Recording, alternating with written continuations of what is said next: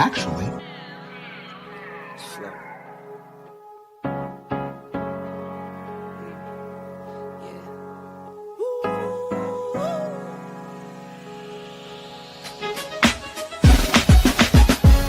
yeah, I'm watching the rise, and I wouldn't say I'm shocked, cause I'm hardly surprised. This one's for the ride, this one's for who knew I'd make it, just needed some time. This one's for my wife, could've left 1,000 times just to by my side. This one's for the grind, I knew it would happen, just had the strength in my mind. It's the Travel OG, and welcome to the Black Manosphere Conclave 5.0.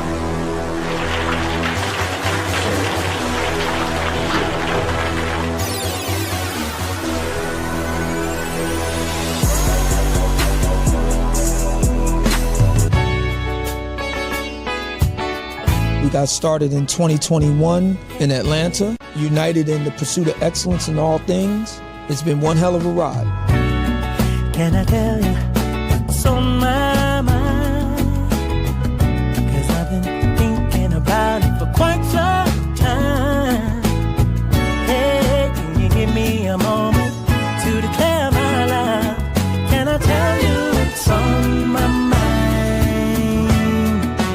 We're now focusing more on opportunities for men, in particular passport bros. Guys who go abroad, they want to have a different lifestyle, they want to have a different achievement abroad. Oh yeah, there's without a doubt the narrative has changed for us greatly. I just finished speaking and having a chance to tell individuals about how to live the American dream outside of America. And I was here to help so many men when it comes to understanding what they need to do in order to relocate. With the political climate, things that are happening worldwide, guess what? Nobody's coming to save us.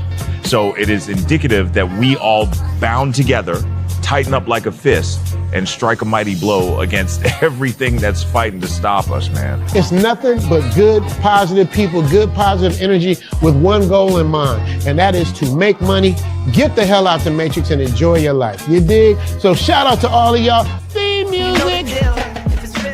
Yo, what's going on, y'all? This is your man Marcus A. Brown, and I'm here to tell y'all that I just got done with my first consultation with the brother Andre of Love Crossing Borders. I just wanted to give him his praises. I need y'all to do two things if you haven't already. If you haven't, subscribe to his YouTube channel, Love Crossing Borders. Also, if you are going to Colombia, if you're thinking of going anywhere, traveling internationally, please consider booking a consultation with the OG Andre of Love Crossing Borders.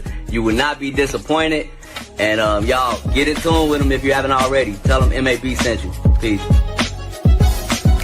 Where are all the black men? And I'm not talking about the scammers, the drug dealers, the robbers, and the crooks.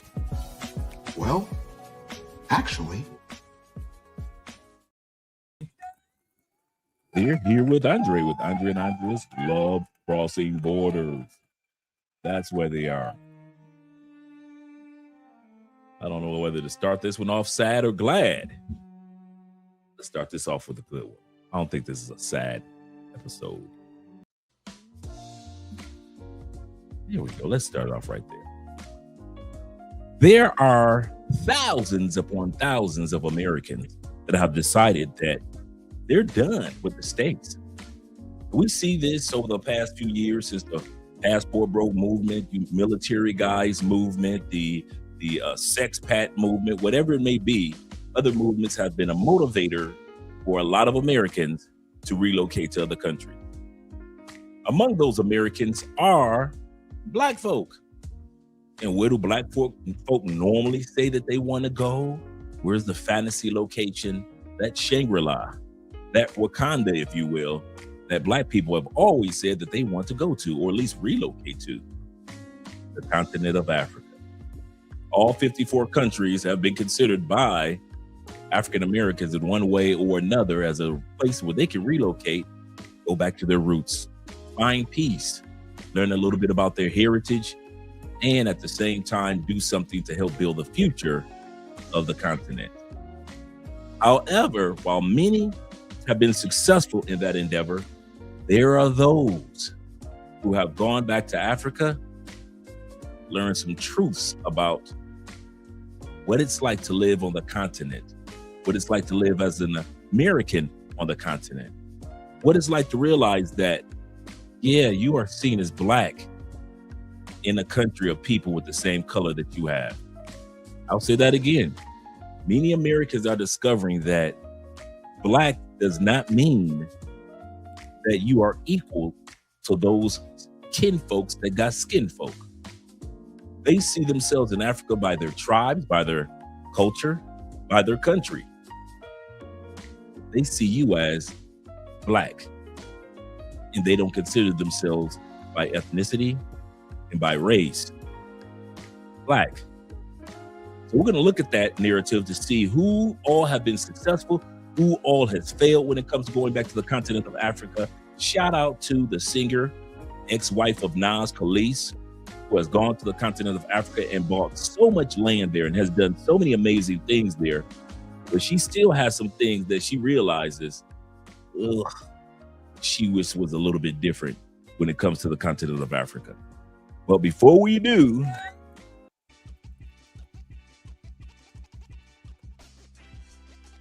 we got some shout outs to give. Shout out to all you guys that were patiently here with your boy Dre. Shout out to all 16 of you guys that are in the building. Appreciate you, gentlemen. Appreciate you being here. Let's go to our brother Kenny. Kenny says this right out the gate. He said, "Good evening, Dre. Bagging out classwork on campus. Should we worry about Africa being the new America the American dream? Last time I checked, Africa is very, very expensive. It depends on what country you go to in Africa. Remember, it's 54 countries. 54 countries to choose from, 54 different versions of America, of 54 versions of Europe, 54 versions of South America, 54 versions of Asia.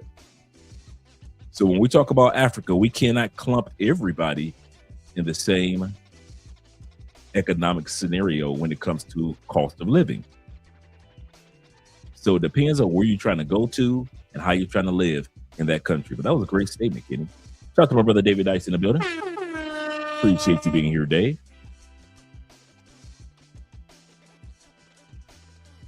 Dave say the family.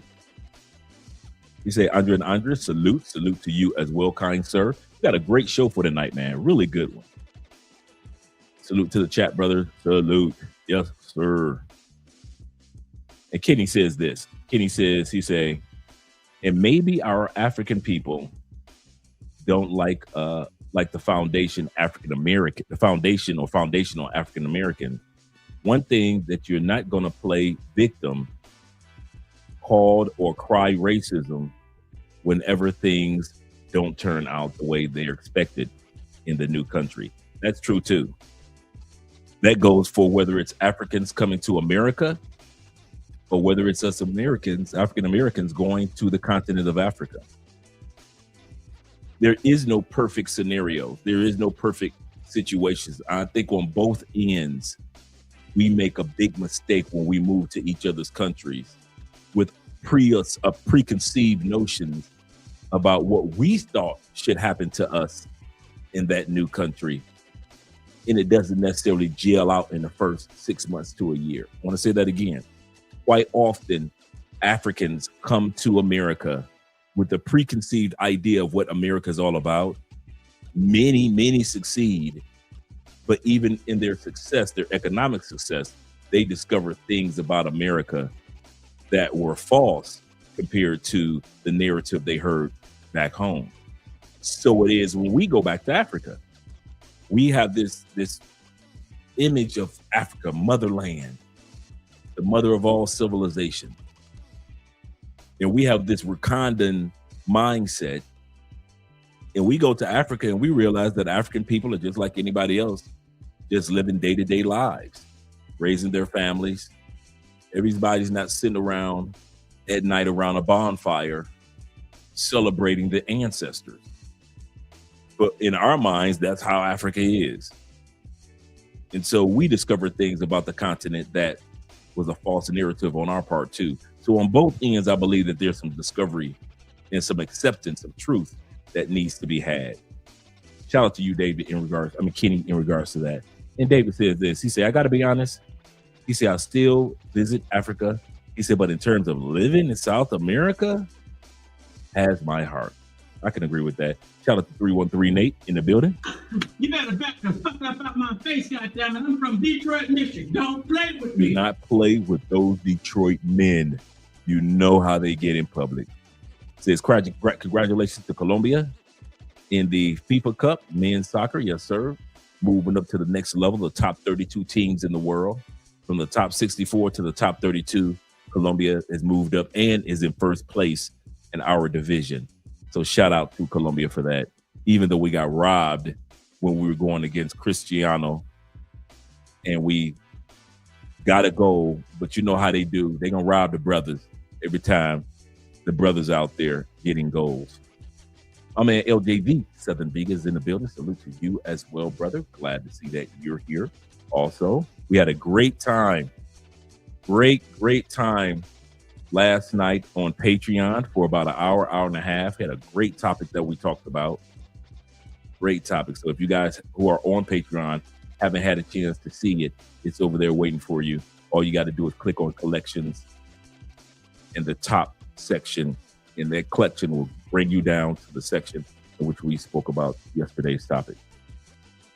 Yes, sir. Let me scroll down a little further. We got 28 in the building. Shout out to my man Garland being in the building. Glad to see you here, bro.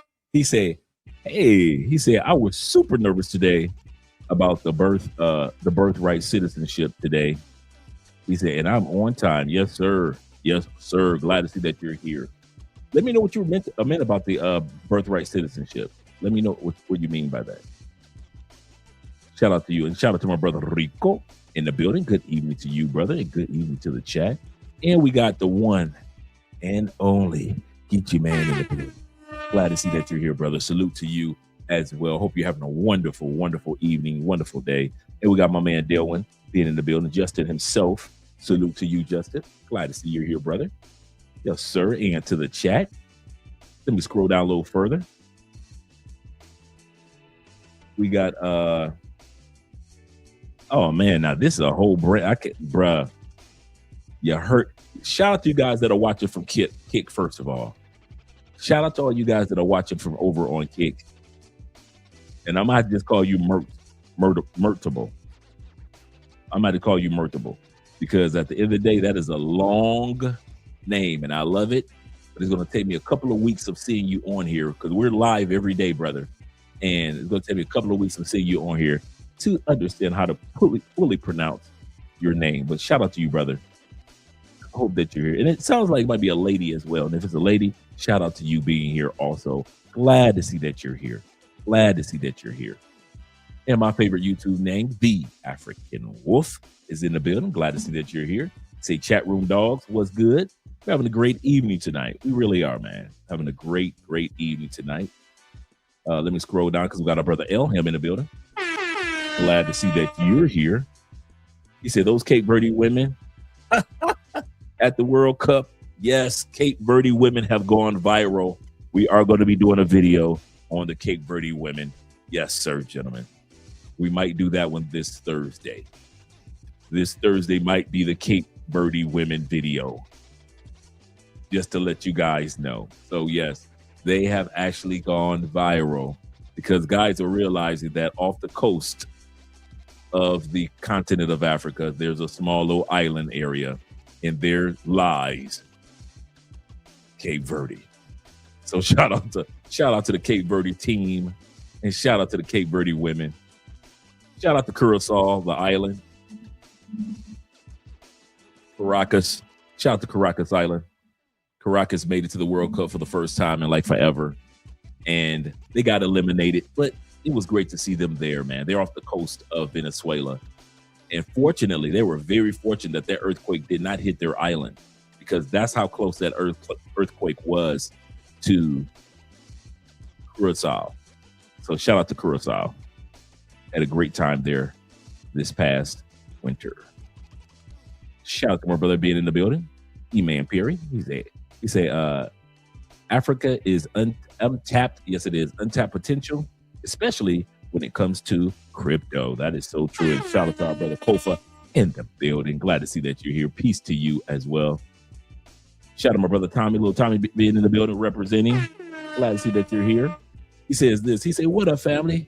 He said, got to catch you folks on the replay. Shout out to the replay crew in the building. A lot of you guys are busy, but you do step in, let us know that you're watching. And any of you guys, do us a favor, make sure tonight that you leave a comment in the comment section. That helps the channel out tremendously, such as our brother Mom Spaghettios in the building. Salute to you as well, family. Salute to you as well. And we got Crypto Dragon Emperor representing. Yes, sir. Let's go, gents. Hit that like button on your way in. Thank you very much. Yes, sir. We like you. We really do. Make sure that you like us too by hitting that like button. Yes, sir. Yes, sir. He said, I missed the Patreon. He said, I didn't notice until I get back and watch. Yes, every Monday, right around 7 o'clock, 8 o'clock Eastern, we do a Patreon live for about an hour and a half. It was really good. Yesterday's episode. Let me pull up yesterday's episode. What we did yesterday.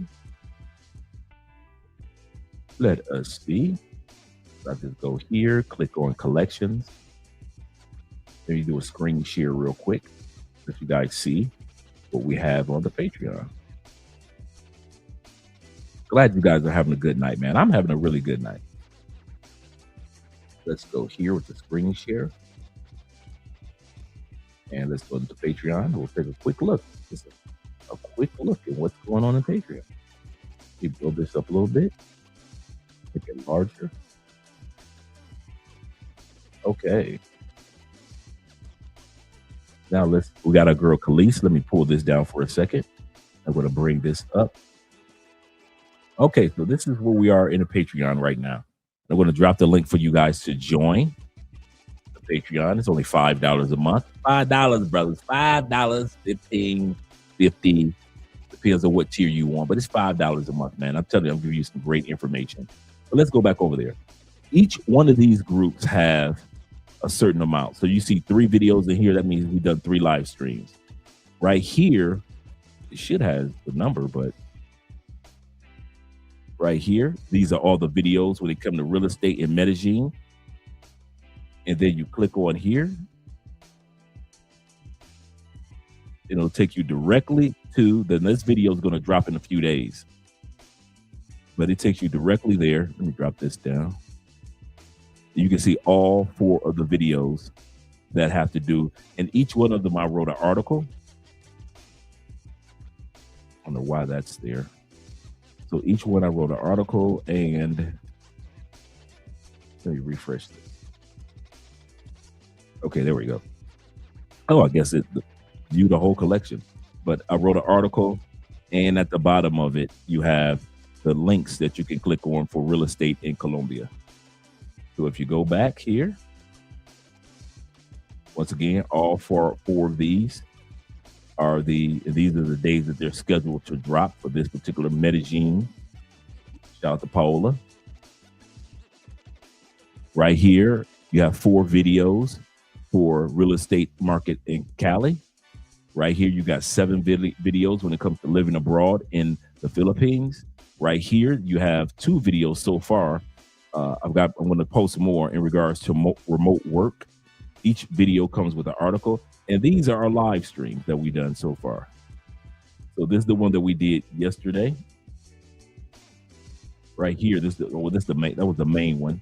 But right here, this is the one that we did yesterday when it comes to the psychology of relocation. Sometimes guys find themselves psychologically not prepared to relocate. So we talk about some of the things statistically that will happen to you within the first year, psychologically, within the first year of relocating to another country. To let you guys know, don't panic. If you see yourself going through some of these things, don't panic. It's just your first year. You'll be all right. And so that's got the live video right there. And let's go here. Oh yeah, that's what I forgot to do. So here we go. This was yesterday's video. And we were talking about those particular things of what you psychologically prepare yourself for before you relocate to another country. So shout out to Patreon. On this video, by the way, when the video first starts off, you're going to notice that I'm not there. Just scroll down a little bit, like a minute or 2. because I forgot to cut the camera on the Patreon.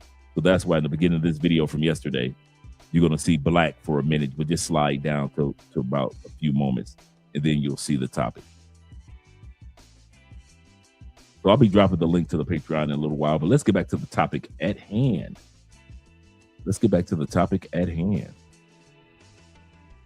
And shout out to my brother being in the building. The 313 boys representing. We in Tampa, 813, Trigger City. Let's get it. Our brother Florida Gator representing. Yes, sir. Yes, sir. Glad to see that you're here. Hope you're having a great day, Gator. Really hope you're having a great evening. Shout out to Black Scorpion being in the building as well as Zeta. He said, I watched Brazil and Japan. He said, it was, I heard people cheering all over the place. So you're right. I heard a lot of people cheering all over the place. France destroyed Sweden. I kind of figured that would happen. Today, they didn't stand a chance. Not against France. Not at all, man. Not at all. Shout out to my brother being in the building. Salute to our brother T-Mac over there in Medellin, Colombia. And our brother Bing, hello to you. Having a great evening, Bing. I'm having a great evening. Cannot complain, man. I'm with you guys. So let's get ready to get started with the live stream. Let's change the music over. Let's get started with the live stream. Let us change the music over.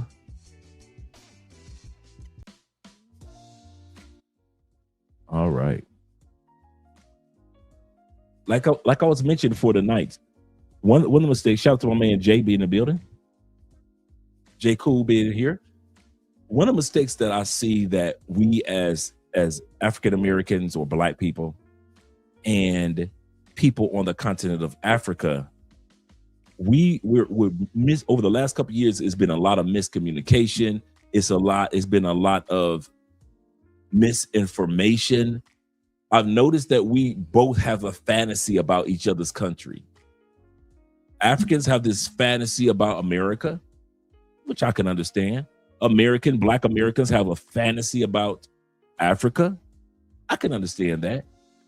But once we get to each other's countries, we get kind of disappointed once we see the truth of the scenario. Africans don't realize that Americans aren't super friendly. We pretend like we're friendly. We'll ask you how your day was, but we don't care how your day was. But that's just an American thing that we do. And Africans are starting to discover that America really is about making money in business. We aren't internationally famous for family.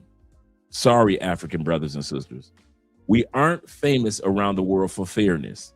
Sorry, African brothers and sisters. When it comes to freedom or peace or equal rights or how to treat women, America does not rank in the top 20. We've already looked that up before in a global index when it comes to how to treat women. America does not even rank in the top 25 countries in the world when it comes to fairness to women. I don't think Americans realize that. We are not the fairest country, and we're not even the top 10. We're not even the top 20 fairest countries in the world when it comes to how women are treated. Ugh. And so they come to our country, they say, okay, the educational system of going to college, great. Having an opportunity to get a job or start a business, great. But if I'm not working and I'm not running a business, oh well, America's not the Shangri-La that I thought it would be. Same thing when it comes to Africa. A lot of us go to Africa and we're looking for Black Panther. We're looking for all type of special herbs. We think we're walking right into a Marvel comic book. We think it's supposed to be like Alex Haley at the end of the movie of the television series Roots, where he went back to Africa and all the Africans were surrounding him and they were dancing around. They were so happy. We, as Black people, all of us seem to think, well, many of us, not all, seem to think there's supposed to be this gigantic celebration of us coming back home to the motherland.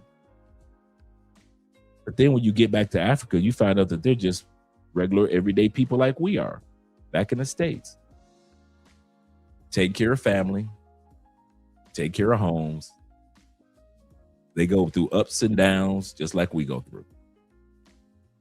So a lot of times that misconception is made. And so when we discover that is not that fantasy place as much as we thought it was, reality starts to sink in. And many of us do stay and keep on developing and living in Africa. But there are a lot of Americans that are finding out the truth that either way, either country is not perfect. Shout out to my brother, and I mean brother, Victor, being in the building. He said, "Sup, everyone?" He said, "Let's get those donations in. We appreciate you guys." I forgot to mention that myself. Appreciate you guys donating by way of PayPal, Cash App, Super Chat, as well as Bitcoin. Appreciate you guys for supporting the channel. Every dollar donation. And we will also still, by the way, guys, we delivered the food yesterday. A couple days ago, you guys remember that we'd had a fundraiser on Cash App regarding food that's going to be delivered in Pampers and hygiene products that are going to be delivered to Venezuela. They don't need clothes. They don't need clothes. But when it comes to everything else, food, hygiene, soap, towels, they need all those things. So the monies that you guys have been donated on Cash App has been going towards that. We're going to be doing that for the rest of the week. And so we dropped off the first load of food and Pampers and all type of things. And now we're going to wait a couple of days, build up some more money on Cash App, and Andre's going to go back to the grocery store. And then we're going to go back to, and T-Mac knows where the Marriott is. Victor knows where the Marriott here is in Cali, Colombia as well. And so that's where they're allowing people to drop off the food, is at the Marriott, and they're putting it in boxes and taking it to Venezuela. So if you guys want to donate on the Cash App as well, all that money will go towards the proceeds there in Venezuela. Shout out to you guys. He says, "Salute to Love Crossing Borders." Shout out to Ronan Traveler out there in, good morning to you in the Philippines, man. I got a Philippines episode coming up real soon. I want you to be a part of, brother. Yes, sir. And Corporal ST and all you guys that are watching from Andre's channel, shout out to all you guys over there. Appreciate you, gentlemen. Appreciate you that are watching from Andre's channel. Glad to see you guys are here. Glad you're here.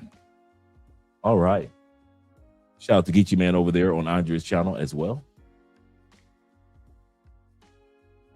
And E-Man Perry says this. Let me make sure I didn't miss anybody. E-Man Perry says, "Yep, a lot of them come here because and become bums." Bums.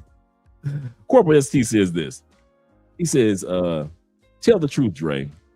We are looking for the Blackest Panther." I know, right?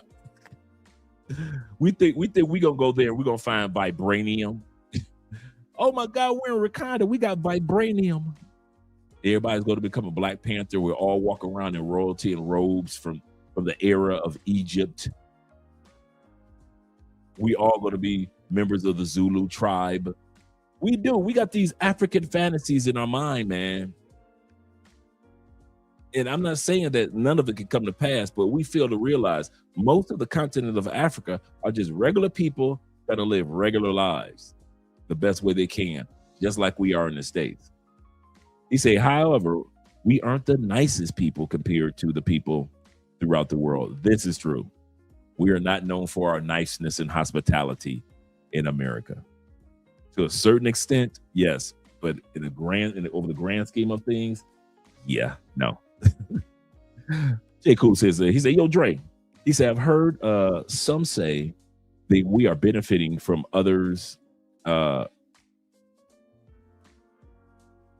benefiting from other men's patriarchy when we date and marry out.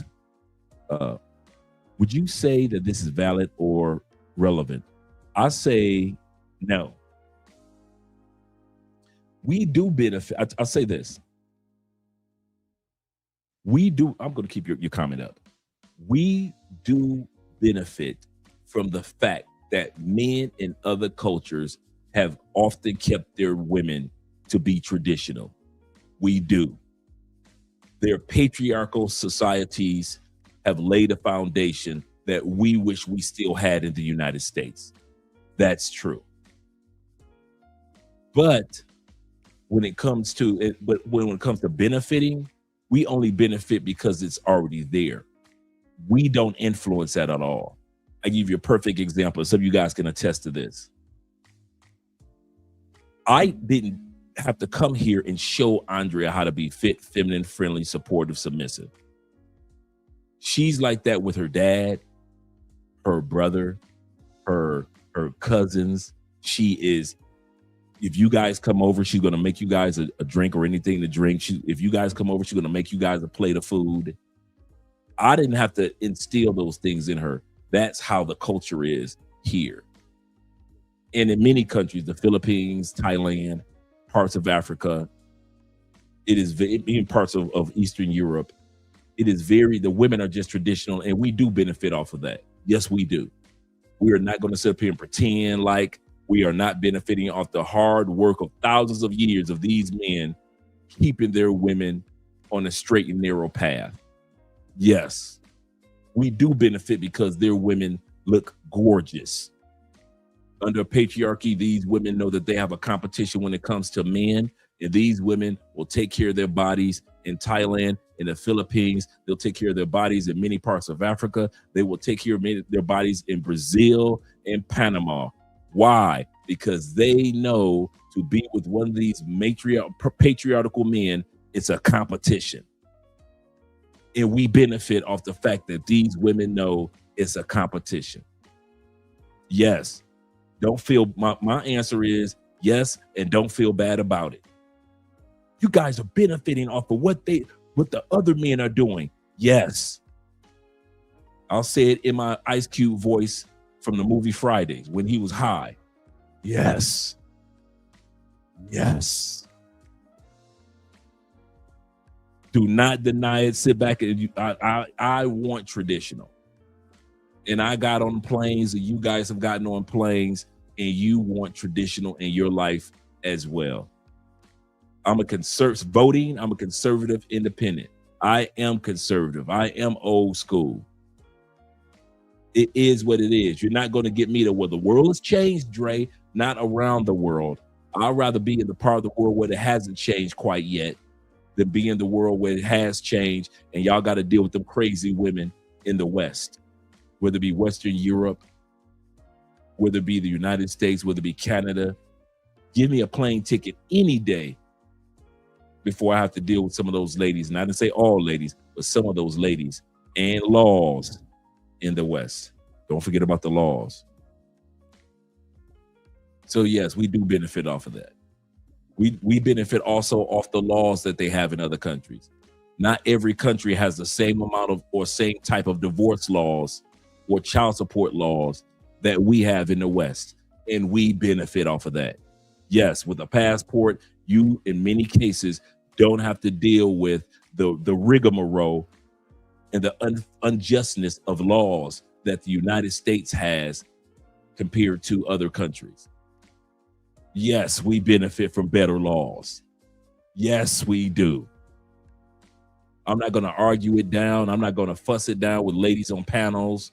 Y'all just taking advantage of what the other men are doing. Yes, they did it.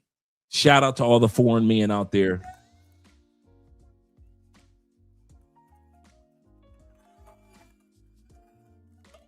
Shout out to every foreign man in every foreign land that laid a foundation to where when we land in your country, there are still traditional, submissive, supportive, fit, feminine, friendly women that know how to smile, women with good hygiene, women that got good pH balance.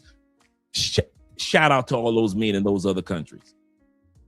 But here's the kicker, J. Cool. You know who's going to be the one. This is what they don't talk about in the United States. Who are the ones that introduce us to the women in their countries that are traditional like this?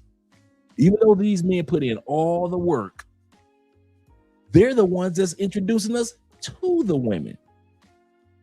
From the taxi driver to the guy that works in a hotel, from a person that works in a mall to a person that works at the doctor's office. It is the foreign men who often will introduce you and tell you that they got a daughter, they've got a cousin, they've got a niece, they've got their wife's sister. You know how many times, man, even to this day, you know how many times I still get approached to date somebody's daughter or sister or aunt in Colombia because they have no problem with it. Because if they see you as a good dude, I'm gonna say this again, they don't say that to every dude, but if they notice that you're a good person and you got a good sense of humor and you smile, man, you be riding from the airport and the taxi driver be talking about, hey, I got 2 nieces that need a husband. They have no problem in other countries letting you know that the women in their country are looking for men. So when American women in simps in the United States talk about you going over to those other countries taking advantage, dude, I ain't got to do nothing. It's the dudes that's bringing the women to us. It's the guys that's bringing the women to us. But they don't want to talk about that part. They don't want to talk about that part. Shout out to my brother 40 in the building. Hope everything's going great with you, 40, man. I was thinking about you the other day. Hope everything is going great with you, brother. He say, Africa can be the new America, just like other countries around the world. The key has always been doing the homework and looking at the reality. I like that second part you said. I like both. Doing your homework when it comes to going to Africa and looking at it through, take off the rose-colored glasses.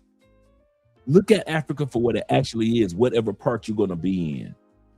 Because we as Black people in America, we have these rose-colored glasses about Africa. We think everybody riding on, Lamborghinis or a lion. You see what I'm saying? We think of Princess Zamunda.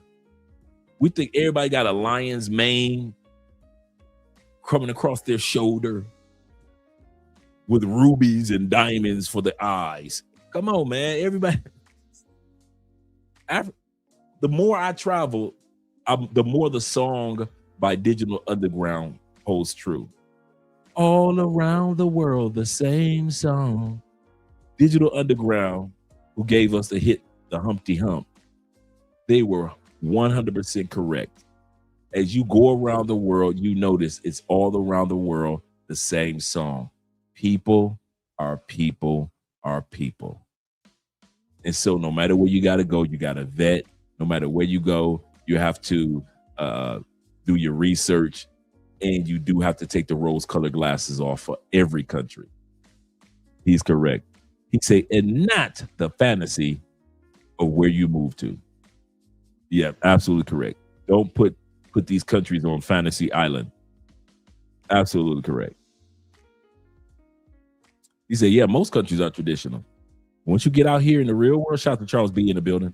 Once you get out here in the real world, you're absolutely correct.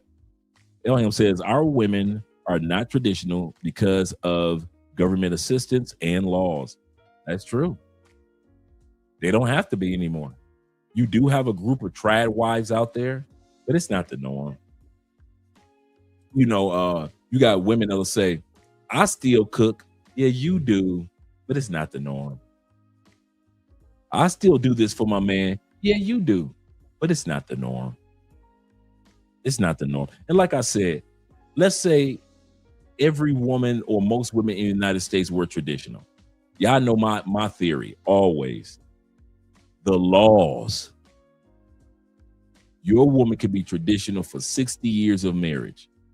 The laws still say she could divorce you, take half your shit, leave you with barely nothing but scraps.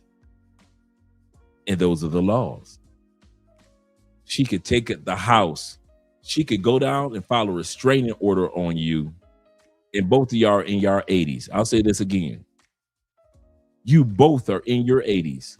And the way that the law is set up, she could still go downtown, file a false restraining order on your old tail, get you kicked out of your own house in your 80s. These are the laws. Take you to court, get the house, get a portion of your Social Security, a portion of the investments, and 50% of everything else, and leave you high and dry in your 80s. Why? Because that's the way that the laws are set up in the states. And each state, yes, does have different laws, but most states kind of gel and blend the same way. That's the part that you're going to hear me fuss about. I don't care nothing about the ladies. The ladies in the United States could change and become the most fit, feminine women you have ever seen, but the laws are still in their purses. The laws are still in your woman purse. That's why I'm never impressed when I hear guys talk about, we've been married 17 years. We've been married 23 years. You know, we've been married almost 29 years. I don't care. 36% of all divorces happen after the age of 50 years old. So I don't care how long y'all been together, y'all in y'all 40s. And I don't care. Because women keep the laws in their purse, even traditional women. And when they want to have access to the laws, they just reach it to their purse and they wipe you high and dry. It is what it is. It is what it is. It's the law. Shout out to my brother. Your win is due 22. He say 2 nieces. He say, take me to them. Yeah, that happens all the time, man. All the time. He say, they always want to introduce you to someone. That's true. I told y'all the one time, man, I was on the dance floor with this baddie, man, back in the day. This is when I first got to Medellin, bro.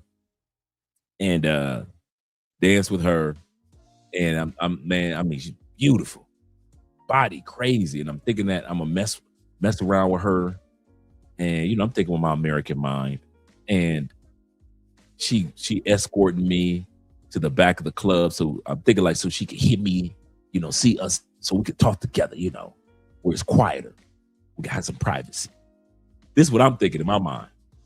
And as she's escorting me with her hand, I'm just looking at that behind just sway, and thick thighs, beautiful legs and heels. I'm looking like, wow, yeah, I'm about to get busy. And she had a face card, everything. And I kid you not, we walked to the back of the club where her sister was sitting alone. And she dropped my hand in her sister lap. And her sister face card was better than hers with the dimples. Her sister stood up, her body, you could tell it was sisters, bruh. Her body was better than her sister. I was like, dang. Now, the one I was with was in her early 30s, the one I originally danced with, but she introduced me to a sister who was in her later 30s. But they both could have been the same age. I mean, she was bad. Spent the whole night dancing with the sister. Kid you not, smashed the sister for about 6 months, going back and forth whenever I went back to Medellin. I forget the name of the company that she worked for, the sister worked for. But she was she worked for a debt collection agency. And so she was one of the managers. So she was on the management team. But her sister was bad. I mean, her sister was bad. Freak. Oh my God. Good times, good time. Freaky, freaky, freaky. You know when certain females are freaky, you could tell that they ain't had no sex in a long time? That was the older sister. When I was smashing it, bro, you could tell that ain't nobody been hitting it. She was just on the wild side, like, oh, thing.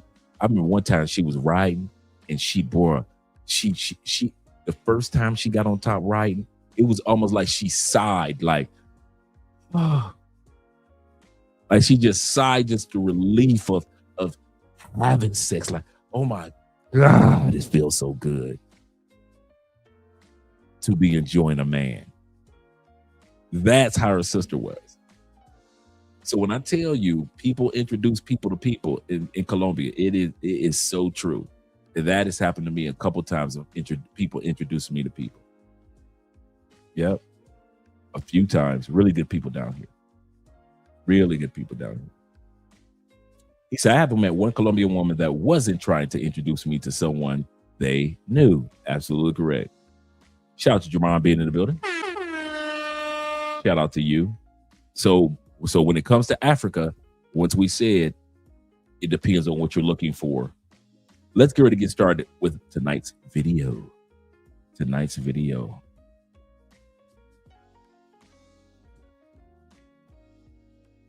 This is what they want you to think the continent of Africa looks like. Right.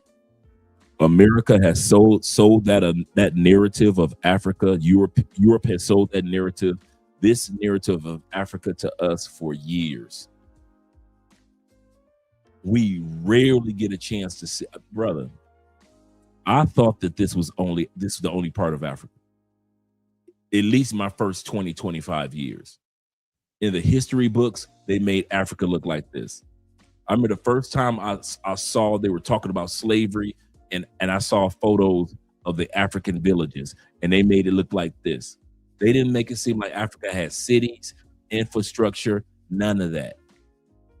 They made it seem like all 54 countries looked just like this, and it had zebras and rhinos walking around in the neighborhood.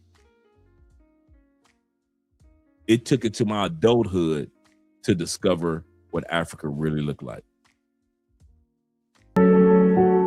But this is what it's really like. Damn. Yo, Khalees Milkshakes has took her a long way with her fine self. Look at her, just aging so juicifully. But these days, Khalees has been on a whole different journey living her life. Now, this is what I call the soft life. Freedom, plenty of land to build off of, enjoying the natural resources. She's figured it out in the second half of her life. Khalees has moved her whole family to Kenya and has been living there full time for the past year and a half. And so far, she's loving it. She's been farming, has acres of land with animals on it, and has plans on building a resort on the land she bought, which makes total sense. Cause I'm Liberian, a country from west side of Africa, and a lot of my family are doing this same exact business model, which is buying land and flipping it into resorts and such, which is becoming very, very common these days in Africa, as they are trying to modernize it and bring more tourists. So I 100% see her vision, and it's gonna pay off big time. On her Earn Your Leisure episode, she breaks all this down, and you can hear how passionate she is while talking about it, as she has learned and soaked up so much information and explains in details of her journey moving to Kenya. It seems so far-fetched, like I can't just pick up my whole life and just go, I've got kids, I did school, like all this stuff. Then it came into like, well, now I gotta bring my kids, right, because we don't know how long we're gonna be gone for. We figured a month at first, and I was like, well, I need a nanny, because I have my nanny. Then I was like, well, let's just bring my mom. Then as my mom's gonna go crazy, I need to bring my auntie. So then I brought my mom and my auntie so they can stay with the kids. And then me and my sister were gonna travel around. I was like, yo, well, we need to film this. It became this whole, and it was just this whole thing, and ended up being what was a month. We packed for a month. My staff at home, I was like, this is a month, I'll be back. No, don't forget, Khalees had a couple of hits out. Khalees, man, if you go to Khalees's Instagram, bruh, Khalees never stopped touring. She never stopped making her own money. I agree with you that a lot of that money came from, child support and divorce with Nas. I got you. She got a nice little grip from that divorce with Nas. But I'm telling you, she also never stopped, man. She never stopped touring. I thought that she did. I thought that she was like, hey, I'm making this Nas money. I'm good. Let him tour. That's what I thought it was. But she still was out there, man. Yep. Yeah, and the old white man's money. That's true too. I give you guys that one. Yes, she did. But hey, at least she doing something. I'll say this about Khalees. Let me put it like this. At least she's doing more with the money than the average female that divorces a dude. You ain't gonna find the average female that divorces a dude out here buying land everywhere she goes. Khalees owns a bunch of acres in California, and now she owns buku acres in Africa. Most women, they take your money after divorce. She buying Birkin bags. She going on cruises. She spoiling the new dude with your money. At least Khalees is doing something that can impact generations with the Nas money and the white dude's money. I give her credit for that one. And for her age, she's still looking good. She's still looking good. So shout out to Khalees. I'll rent a house in Zanzibar. That way I know my kids will be happy. They'll be at the beach. My mom and my auntie will be fine. Post them up there. And then that way I can start to travel. So that's where we started. So they spent like my family spent like the first month really in Zanzibar. And then as I started traveling around, it was just, I was like, well, I need to bring them too. I was like, and then we got to Kenya. I was like, Kenya's got something. I was like, so then after a month, like month and a half, I brought them here to Kenya. And then I kept traveling around. So that's really, and then the next thing you know, it was like 6 months later. And I was like, well, I'm here. I need a place. Like, I was spending all this money, renting stuff. And I was like, this is dumb. So then that's how it really just like I ended up here. It was never like the grand plan. It just sort of like. Cause when I started seeing her in Africa all the time, I thought she was just visiting. But nope, her mom, her aunt, her kids, sister, and many more of her family are living and enjoying Kenya to the fullest. Besides her farm and property she plans on building, she's also associated with Feed the People, which honors the Black Panthers free breakfast program by donating a percentage of every item sold to feeding the children in Africa. So every merchandise and shirts they sell, a portion of that goes to feed. So yeah, at the end of the day, we might not like how things worked out with how she worked out our boy, did our boy Nas, but she dang sure doing a lot better than a lot of chicks that have ran through a man's money. She out there getting it in. So I can't be mad at her. Feeding all these beautiful kids. Man, that's a blessing. Khalees is out here doing the Lord's work and looking sexy as hell in the process. I mean, look at her. Her milkshakes are overflowing, but it's good to see her still looking beautiful as ever. And since being in Kenya, she has also ventured into other businesses like her skincare collection called Bounty in Full, which helps to rejuvenate your skin. True, her skincare is off the train too. She making that I did know. I did a lot of homework on Khalees while I was doing this episode. And her skincare beauty line, she making bank. She took that money with Nas and she flipped it. I ain't gonna lie to you. To be able to go to Africa and buy hundreds of acres of land, to have hundreds of acres of land in California, to have a skincare line. She also is building retreats for glamping. So people that want to go camping on her land, they can do that. And she's hired a lot of people, a lot of staff members from the continent. So she's helping people find jobs. She's feeding the kids. I mean, what more can you ask from an ex-wife? And she's still looking good. Yeah, I ain't mad at her.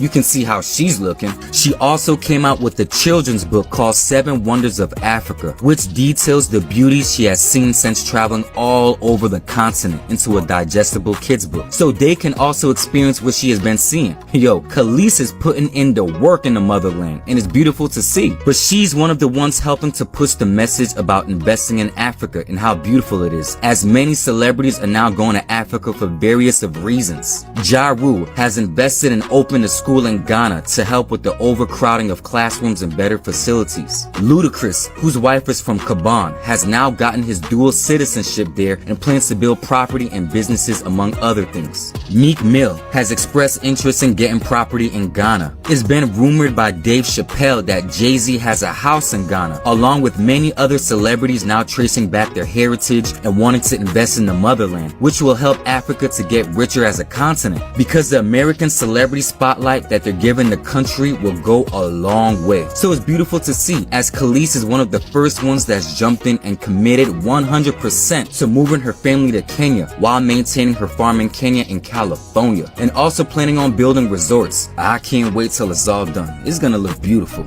But yeah, man, props to Khalees for this. This is super dope and inspirational. But yeah, I'm gonna catch you on the next one. When I bought my farm In California, everybody thought I was crazy, and then COVID hit. And now I'm out here and I'm in Africa and I'm farming and I'm living and I'm growing businesses, and people probably think I'm crazy, but I guarantee you guys, this is the most beautiful, and quite frankly, it's the best decision I've made. I'm a pioneer. This is what I do. I'm here.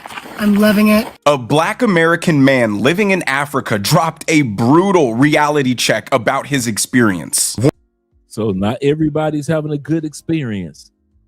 Let's go. Warning other people from coming after quickly discovering the locals do not view Black Americans as their own people. In fact, the perceived expectation of racial solidarity evaporates the moment you step off the plane and get selectively extorted, scammed, and exploited for being a foreigner. As always, like the video and subscribe to the channel. I have a lot to say on this topic, so make sure you watch till the end, but let's jump into it. You should not move to Africa if you expect to feel welcomed. Nothing around me was important.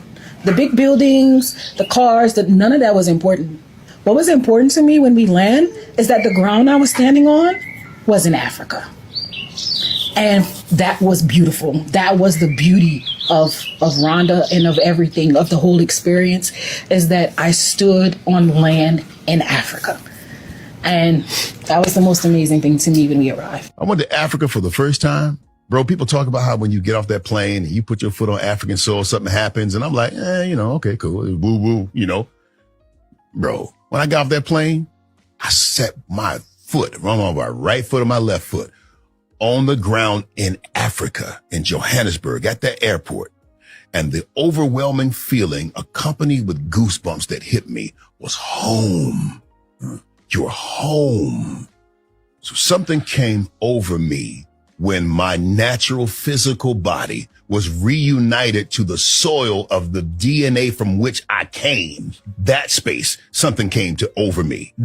That was nothing I'd ever felt before. And I think what I'm saying today is that we have to align ourselves with the original design for us and move in that space. The part that nobody talks about when you travel to a Black country for the first time, the second time, or any time is how emotional it is. And I don't mean crying on the plane emotional. I mean the moment you step off the plane and realize you're not the minority anymore. Let me ask you this, T-Mac, and anybody that's been on the continent of Africa. Did you get those goosebumps? Did you get that feeling of, I'm back home in the motherland. I finally made it. Roots 2, the return of you. Did you have that feeling? Me, I'm not wired like that. So I'm not about to pretend that I have a historic nostalgia about Africa. I'd be happy and proud to be there, but I'm not sitting around like it's the motherland. Oh my God. I'm not a rose-colored person about countries like that. I don't walk into countries with the assumption I want to learn and enjoy the countries, but I don't want to make assumptions before I go there. So let me know if you guys who went to Africa, did you have that feeling? Zeta says, nope. He said, I didn't have that feeling. He said, but I felt blessed to be there. Yeah. Now that I can agree with. Now that a feeling that's probably how I would feel like, man, I'm the first one in my family to make it to Africa. But I'm not the dude to sit back around like my ancestors, on behalf of my ancestors, I'm the first one. I don't think like that. But I do think, wow, I am blessed to be here in the country, on the continent. He said these folks got guns pointed at the wall.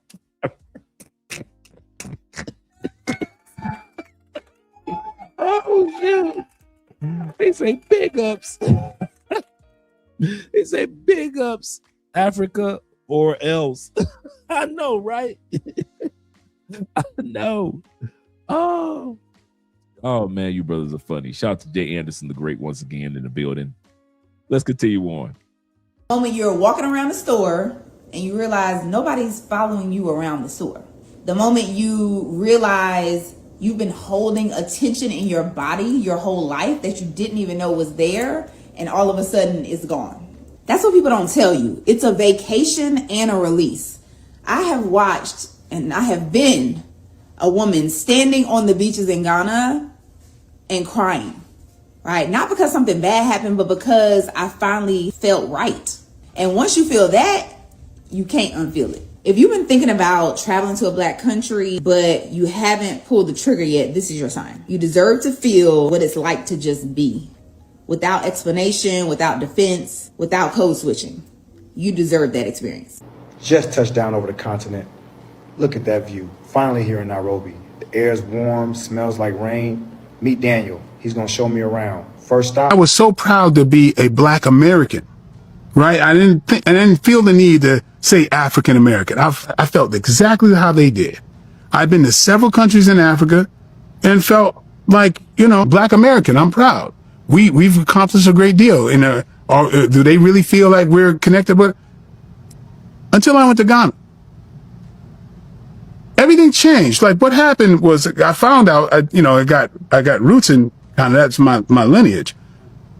But I'm not one of those people who just like is going to get on the bandwagon. I'm back in Mother Africa and all this kind of stuff. But one thing that occurred to me, I knew that there was a bigger trek that started in Ghana.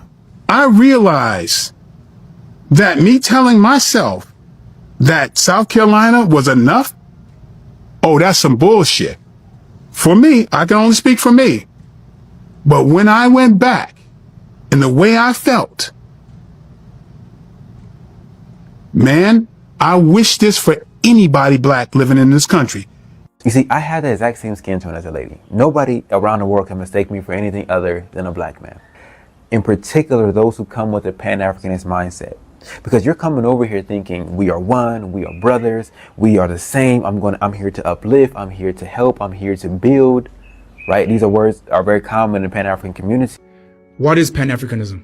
Pan-Africanism, if I was to sum it up in 3 basic principles. Number 1, all African people are one family. Whether you're in South Africa speaking Zulu or Xhosa, whether you're in Nigeria speaking Yoruba or Igbo, whether you're in Kenya speaking Maasai or Kikuyu, whether you're in Senegal speaking Wolof or Mandingo, whether you're in South Bronx speaking Ebonics or in Haiti speaking French or Brazil speaking Portuguese, we one family. And it doesn't matter what your religion is, whether you're Muslim or Christian or traditional African spiritualist, whether you pledge allegiance to this flag or that flag, whether you're light skin or dark skin, straight hair, nappy hair like mine, one family. Yeah. And we should identify on the level of our Africanity first. Being African is more important than anything else. Why? Because God made you an African. Everything else you belong to, you chose. You can leave Christianity tomorrow. You can leave Islam tomorrow. You can renounce your South African citizenship tomorrow. I could give up my American citizenship, so-called, tomorrow. You understand? I could never give up being an African.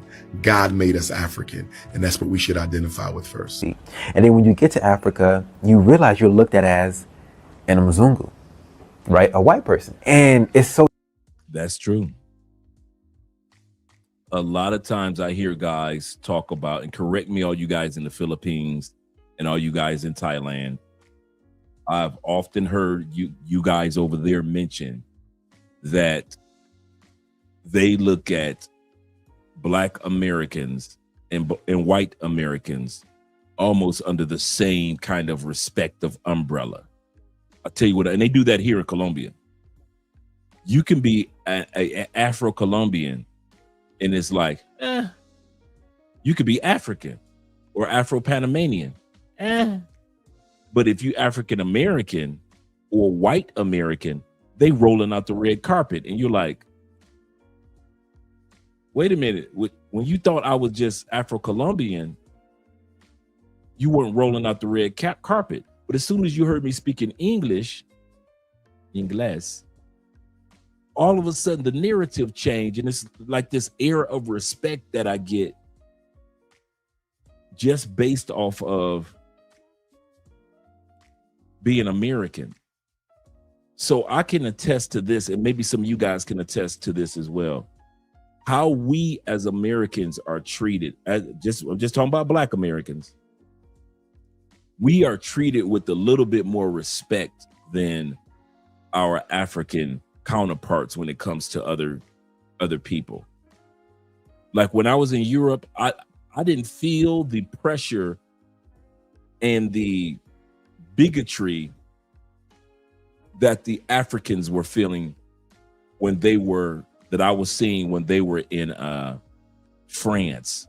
I'm seeing Africans in France, and I could feel the energy in the air completely different than me being an African American in France. I was treated a little different, and I could tell. I didn't say it was fair. I just said I could just tell that it was different. So maybe let me know, guys, in the comment if you felt, that when you're in certain countries that you get treated with the same respect as just being an American compared to our African counterparts. You know what I'm saying? He said, I would like to see some of the beauties of the land of Africa and the potential. I'm like that too. That's how I am. He said, I would like to see, okay, we just looked at that one as well. He said, when I landed in Ethiopia, he said, I was treated as an American. He said, that's how they judge me and my behavior. But I felt the peace and energy of the culture. I agree with that. Like I can get it to this day. I can just walk into an elevator and all of a sudden I haven't said a word. I'll just have a regular polo shirt on, nothing with designs on it. I'm not dressing like I'm a foreigner. When somebody speaks to me, all of a sudden they want to practice their English on me. I know I don't look Afro-Colombian. I know I don't give off the energy of the Afro-Colombian. So now I understand and I respect and expect the narrative that Andre, no matter how you get your Colombian citizenship, and when you get your Colombian citizenship, they will always see you only as an American, which is cool with me. It's cool with me. But they will always see us as Americans in these other countries, no matter how black you are. And that's one of the things that this brother's going to talk about. He's going to talk about, because this brother's been living in Egypt. He's been living in Morocco. I forgot what other countries he's been in. I think South Africa. So him and his sister have been living there for, I would say, about 3 years. And he's saying he notices there's a narrative of how Africans treat Americans, and that fantasy that we have of everybody being one and Pan-Africanism, that ain't true. That's what he's saying. Disheartening because you're being overcharged, you're being scammed, you're being looked at as an opportunity. Same thing T-Mac just said. T-Mac just said when he was in Africa, they were trying to extort him and things like that. Let's bring this back right here. Skin, straight hair, nappy hair like mine, one family. Yeah. And we should identify on the level of our Africanity first. Being African is more important than anything else. Why? Because God made you an African. Everything else you belong to, you chose. You can leave Christianity tomorrow. You can leave Islam tomorrow. You can renounce your South African citizenship tomorrow. I could give up my American citizenship, so-called, tomorrow. You understand? I could never give up being an African. God made us African, and that's what we should identify with first. And then when you get to Africa, you realize you're looked at as an Mzungu, right? A white person. And it's so disheartening because you're being overcharged, you're being scammed, you're being looked at as an opportunity, right? You're being left out of certain conversations that you might have wanted to be involved in. And a lot of this honestly can be avoided though, if you just know the real, honest, raw truth about moving to the continent of Africa. Okay, so 3 cons. The roads, some of the potholes are like literally they will take your car apart. Woo! Now Khalees is going to tell you about the parts of Africa that nobody really wants to talk about. And they have these Look at those potholes. Speed bumps, you know, like in the States, the speed bumps, like they give you a warning. These speed bumps are in the dark, they're not marked, and you will like hit a bump and leave your soul like behind you. So the roads are definitely takes a little getting used to. And the drainage system is not working, so when it rains, it floods. Also, the trash, the waste management here is trash. Like it's absolutely awful, it doesn't exist. The other big con for me is like shipping, importing. If you want to live like an American here, it's definitely going to cost you like triple the price, or anything imported, not just American, but European, anything that's brought into the country, they're gonna jack you. The last con, I would say, oh God, the car situation here is an absolute nightmare. I have never seen such a bad car situation. First of all, they say if it's not used here in Kenya that it's like new. That makes no sense. So it could be like 20 years old in another country. That's crazy. If it's not used, then you treat it like it's new. So if it's a 2008 Fiat, if it ain't been driven, then they consider it new. If it's a 2011 Ford Taurus, if it still got the sticker on it, then they consider it new. That's crazy. Yes, sir. Get the likes up, gentlemen. Appreciate you. Get the likes up. That is crazy, man. You got a 2008 white Bronco that looks like the OJ Bronco, Ford Bronco. If ain't nobody drove it, then it's new.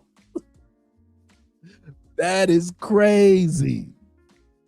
And they charge you new car price. In other words, she's saying they charge you up to date rate of inflation, new car prices for a 2015 Ford Taurus.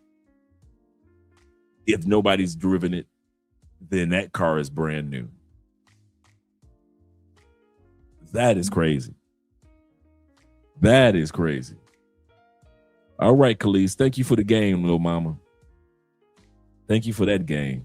It's the speed bumps, like they give you a warning. These speed bumps are in the dark, they're not marked, and you will like hit a bump and leave your soul like behind you. So the roads are definitely takes a little getting used to. And the drainage system is not working, so when it rains, it floods. Also, the trash. That's funny.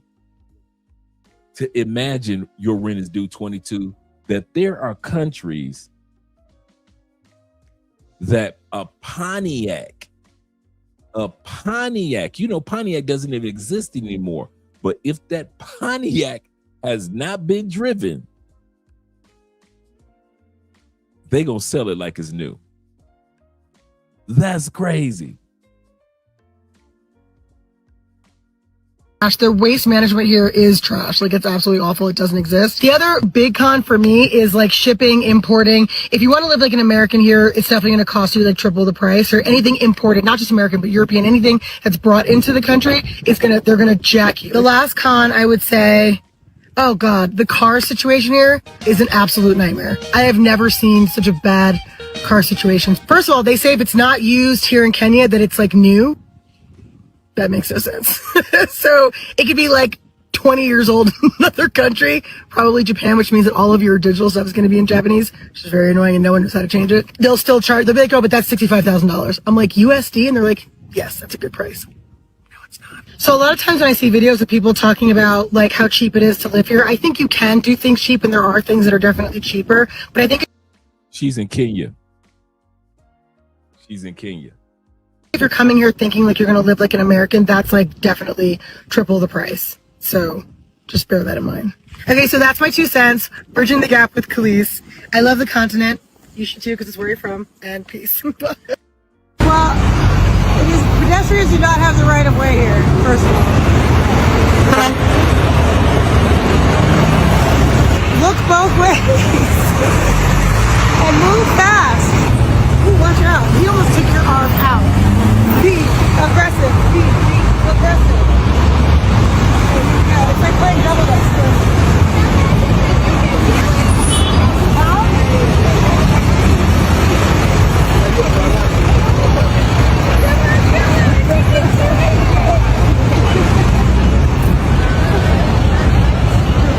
So therein lies the problem with the Black American perspective. Black Americans view communal solidarity to be skin deep. Because slaves were brought from all over West Africa and lumped into the category of black, the black experience has always been, if we share the same skin color, we're part of the same group, we're part of the same class, and we share the same common struggle. And that skin deep perspective of cultural connection is wrongly projected onto the people of Africa. Never ever. I've never ever claimed to be no damn Pan-Africanist at all. Never.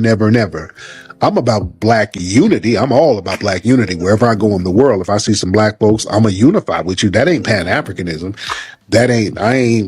We need to leave the hell of America and go back to the motherland. No. So you got Dr. Umar on one side of Pan-Africanism, and you've got Tariq Nasheed saying, no, we aren't the same. Even though we can accomplish the same goals as far as business, we are completely different from each other. No. Because that's Pan-Africanism. I ain't been on that. Wow. But I'm still black unity. Global. I didn't know that about Phoenix. Shout out to Phoenix. I didn't know that. Black unity. When I go to the UK, if they let me back, I still got love for the UK folks. When I go back to Africa, I got love for the people over there who's cool. If you're a rider, I got you. It would be like expecting Europeans to see Americans as one of their own people just because they have white skin. But the left keeps reinforcing this falsehood to black people using terms like black and brown community to imply that solidarity and shared interests are a matter of skin color. And black Americans are shocked to find out that somebody from Ghana doesn't think they're the same as somebody from Uganda, and they certainly don't think they're the same as a black American. What do you mean I'm black? I'm not black, I'm African. But first day, usually in American or in college system, they give you a paper to fill out. When I filled out, I put other and I put African because the tick is black/African American. Now I don't have a blue passport. So in my head, I'm no black or African American because I don't have a blue passport. That was my understanding what race was. He literally calls me when class was ending. He's like, oh, like, no. Like you tick black or African American, you black. I'm like, oh, no, I'm not black. I'm actually African. Like, because in my mind, this is fresh off the boat, Sophie, 2014. I'm not black. What do you mean I'm black? I'm not black, I'm African. She said, well, I didn't know I was black until I came to America. Yeah. And I think to myself, I don't know what's worse, slavery or colonialism, right? And I just think about how colonized the whole of Africa, Ethiopia says no, but the whole of Africa was colonized up until the 60s. Yeah. South Africa faced apartheid up until the 90s, right? And so I'm like, how could you not know? But then I thought to myself, well, it's interpersonal interactions. It's like white people in Nigeria feel like the weather. They're there, they're controlling something, but they're not affecting your day-to-day life. If you go outside and it rains, you have an umbrella, you know how to control it. And so it's a different ball game. But what I've seen present when there's an absence of the race dynamic is almost always this classism, this class divide, this elitism, which I think is hard because I know for me growing up, when your parents tell you to place value on these things and then you have them, how am I not supposed to feel big? I have my Manolo Blahniks on. How am I not supposed to feel big? You know what I'm saying? It's very, you have to check it. We have finally found a African woman who agrees. After much debate, it has come to my attention that you guys are right. I am not black. Black is an American race, and black means African American. And I am not black, and I'm not African American because I'm not native to America. Before she goes any further, let's break down why they aren't, or they don't consider themselves black. We don't consider them black.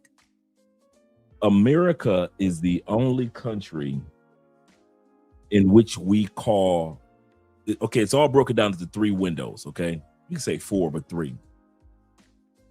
First window is your nationality. Second window is your race. Third window is your ethnicity. Ethnicity and race are not the same. They're not the same, except in the United States. In the United States, we have created an ethnicity out of our race. So when we say black, we're talking about not only where we're from, we're not only talking about our DNA, our blood from our ancestors. We're also talking about our modern day group or cultural behaviors. Our ethnicity and our race are one. Our nationality is American. So you can take the ethnicity and say, and if you want to break it down, you can say our race is black, our ethnicity is African American, if you want to use it that way. But in our nation or nationality is American. So the same thing that happens in the Latin community. You have the Afro, that is their race. You have the Latin, which is their ethnicity, and they can be Haitian or Colombian or Peruvian, their country. Most blacks, because we use one narrative for our ethnicity and our race, we think everybody should be using one narrative. That's why we get so pissed off. Well, I don't, but that's why so many blacks get pissed off at Dominicans that say, me no black, papi, me no black.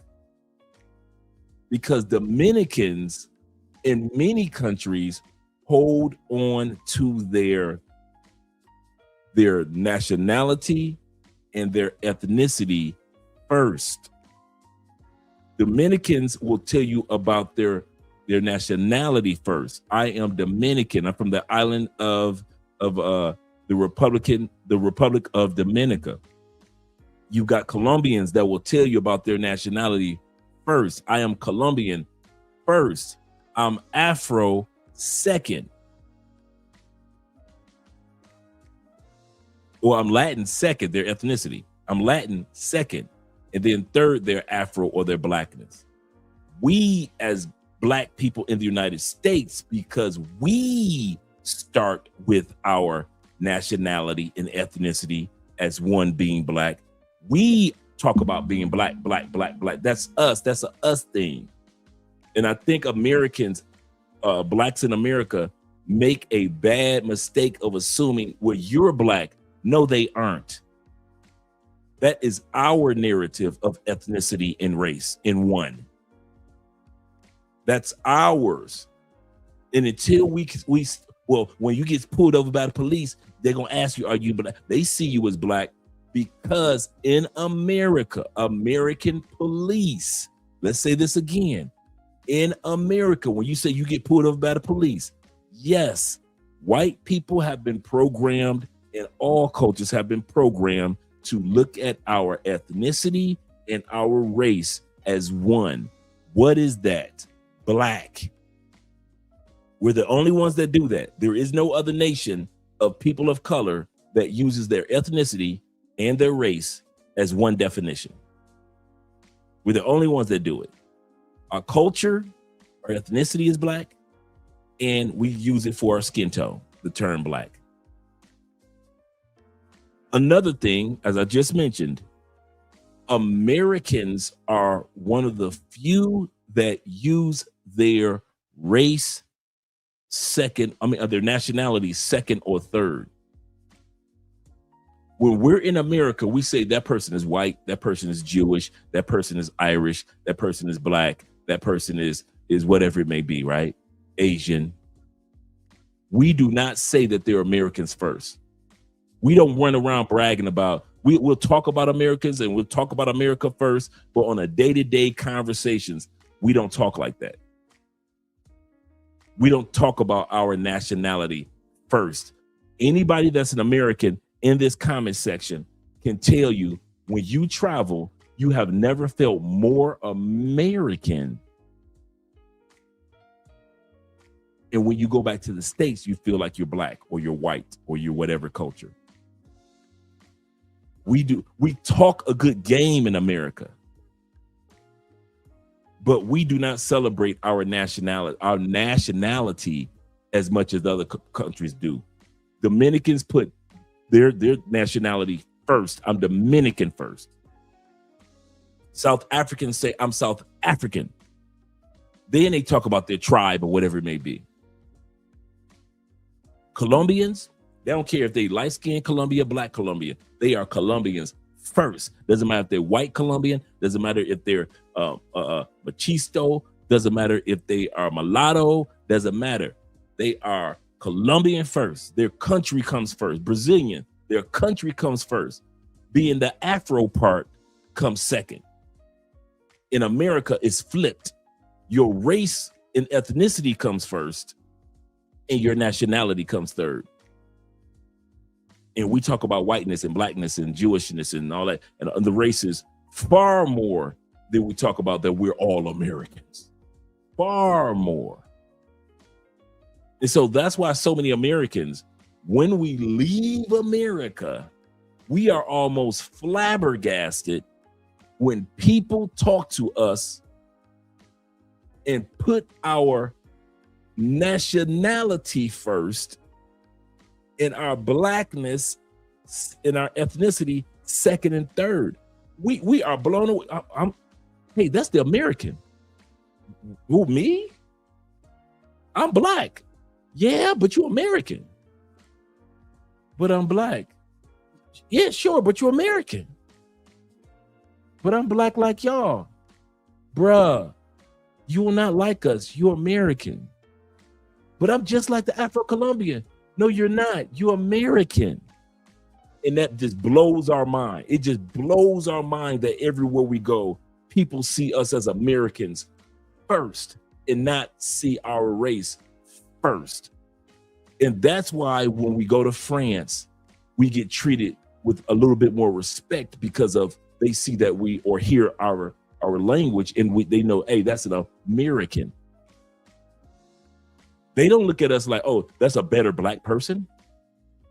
Oh, he's a better black person than those black people. They don't say that. They say, when I went to France, when I went to all these other countries in Europe, when I go to other countries around different parts of the world, the first thing comes out of people's mouth is not that I'm black.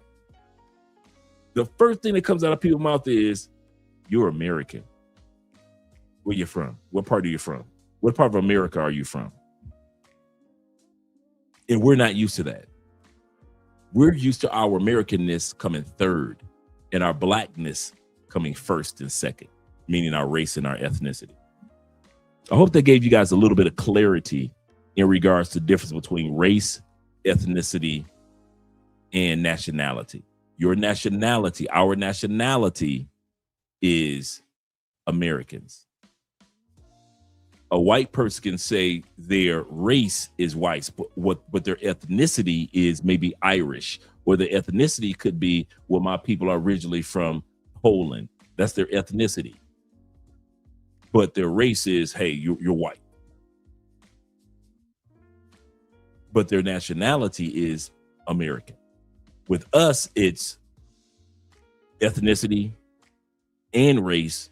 We're the only ones that do this, are one. Our cultural dynamic, our ethnicity, what makes us us is black. Our skin, by modern definition, is black. We put both of those together as one. No other country does that. No other culture does that. We're the only ones that put black as a nationality and black as a race. And then, of course, we're American by way of nationality. We're the only ones that do that. And we always, as Americans, I don't know why Americans do that. We got all our flags and we celebrate. But at the end of the day, we do not treat each other like Americans. We treat each other by our race. We just do. Most cultures do that. But at the end of the day, they celebrate their nationality first. Brazilians celebrate their nationality as Brazilians first. Then the racial separations happen secondly, and the ethnicities separation, the ethnic separations happen. But as far as Colombians do the same thing. Doesn't matter if you talk to a white Colombian, black Colombian, they all gonna say the same thing. I am Colombian. but you black. I don't care what you talk about the black part. I am Colombian, but you black. Yeah, sure, whatever. But I'm Colombian first. Everything is Colombian. You cannot you cannot convince them to put their nationality third like we do. That's us in America. We put our Americanness third. And that's why the only time for all you guys that have not, like I'm going to say this again, for all you guys that have not traveled outside the United States, and I mean truly travel, you don't know what I just said. For the guys and the ladies that have traveled outside the United States, you know exactly what I'm talking about. You are treated more American than you ever have in your life. People do not walk around talk about your blackness as much as they talk about your Americanness. You are American, American, American, American, American, American, American, American, American, American, American, American, American. Nobody's running around talking about you're black, oh, he's black, oh, he's black, oh, he's black. Look at him, he's black. There's the black guy. That's all I get is people talking about he's American. When I'm in the, like I said earlier, when I'm in the elevator and I'm by myself and I haven't said anything to anybody, instead of saying buenos dias or buenas noches or buenas tardes, they'll say good morning, good afternoon. They're trying to practice their English. How's your day going? Why? Because I'm black? They got plenty of black people here. They see that I'm American first, even though why, and it's kind of saddens me about this because other countries see me as an American first. But the moment I go back to America, I'm treated like I'm black first. And Taylor Made Dream said this. Before we go back to the video, Taylor Made Dream said this, and I can say this too. And I've always felt this, and I don't know about some of you guys. It feels good to not be reminded of your blackness all day long. It does. I like being known for my nationality also. I won't lie. I love being known as an American. I love America.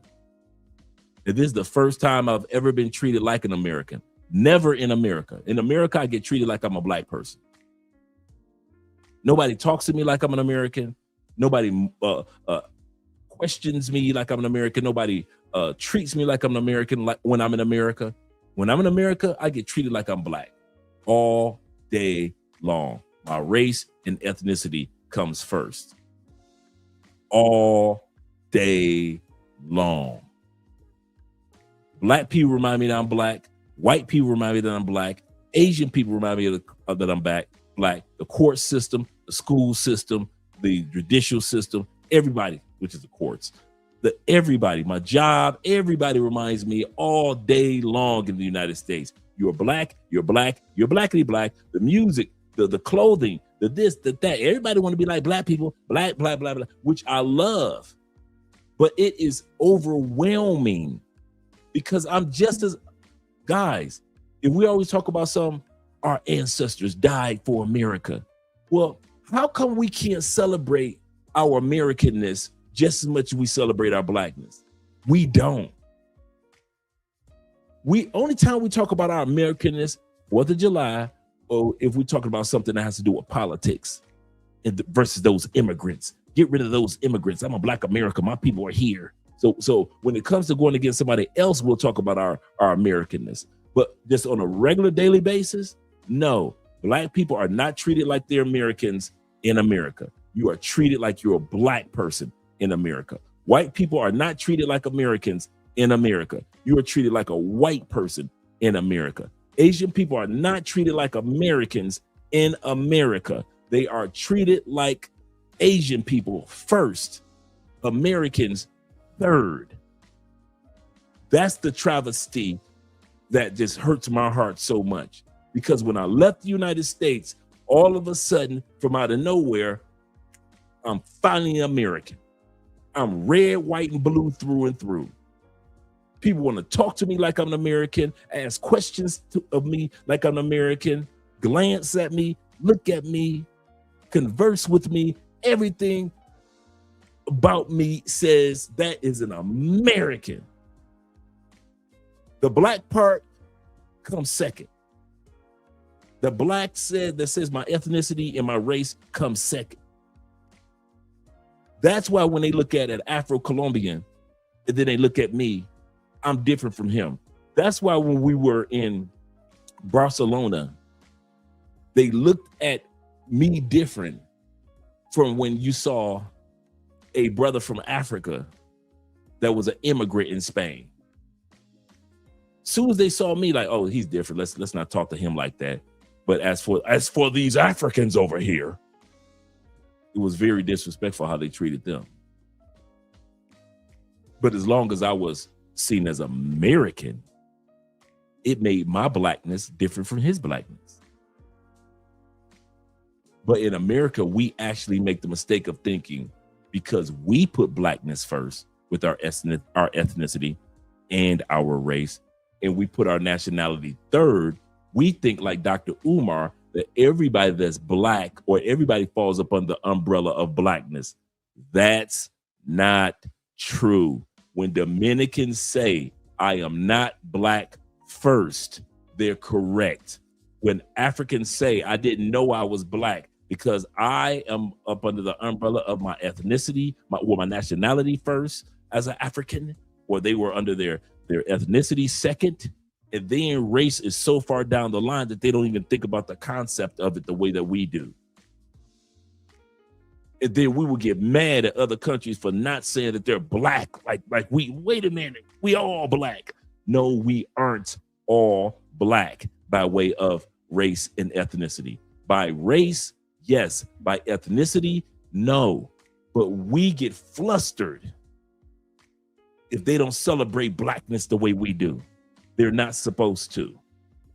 Come to peace with other countries around the world that celebrate their nationalities first, their ethnicity second, then their race third. Whereas we are race first, ethnicity second, and nationality comes third. Show a little grace for people that don't think like we do in America. If they say they aren't black, technically, they're right. They're right. Because if they get pulled over by the police in another country, they are not looking at them for their color only. They're looking at them as that is a Nigerian. That is those Ethiopians. You ever notice when they complain about people in other countries, they do not complain about them. They don't say all these black people are invading Italy. No.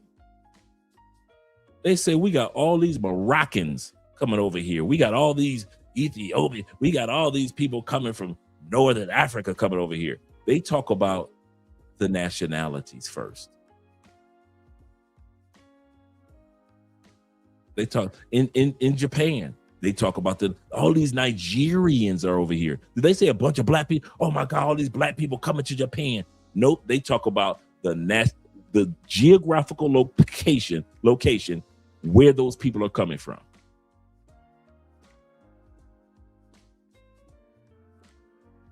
We talk about race first. We consider black first. Until we understand that concept, we'll still be scratching the back of our heads like, why aren't they black? What do they mean? They got the same skin color. What do you mean they're not black? We're all black. No, that's not how they see it. And they'll never see it like that. And you can't check. And I'll say this again. How we think about race, ethnicity, and nationality is completely different from most of the world. So what I'm saying is, yes, America, how we think about race, nationality, and ethnicity is an anomaly. It is not the norm. Most countries think about their nationality first. The Japanese know that there are subsets of their ethnicity, but they're going to talk about Japan first and Japan always. China knows that there are thousands of subsets of their ethnicity, and they know that their race is Asian, but they know one thing: they are China first and Chinese always. That's not us in America. America, I'm white first and I'm white always. I'm black first, I'm black always. I'm Asian first, I'm Asian always. We talk about race. We treat our nationality as if it's the third place. And most of the world don't think like that. Most of the world does not think like that. When you come out to these countries, guys, I'm telling you, if you ever want to be a proud American, I'm going to end with this, because this is what my main point in saying everything was. If you ever want to be a proud American, leave America. And I mean that from the bottom of my heart. If you ever wanted to be a proud American, leave America. If you want to just be around the world, be just reminded all the time that you are American, don't leave America. Because no matter how many flags we wave back home, we do not respect the fact that we all are red, white, and blue. We do not respect that at all. We'll do it every once in a while. 9/11, Pearl Harbor. Then we want to respect America first. And then it just goes back to being American, becomes third.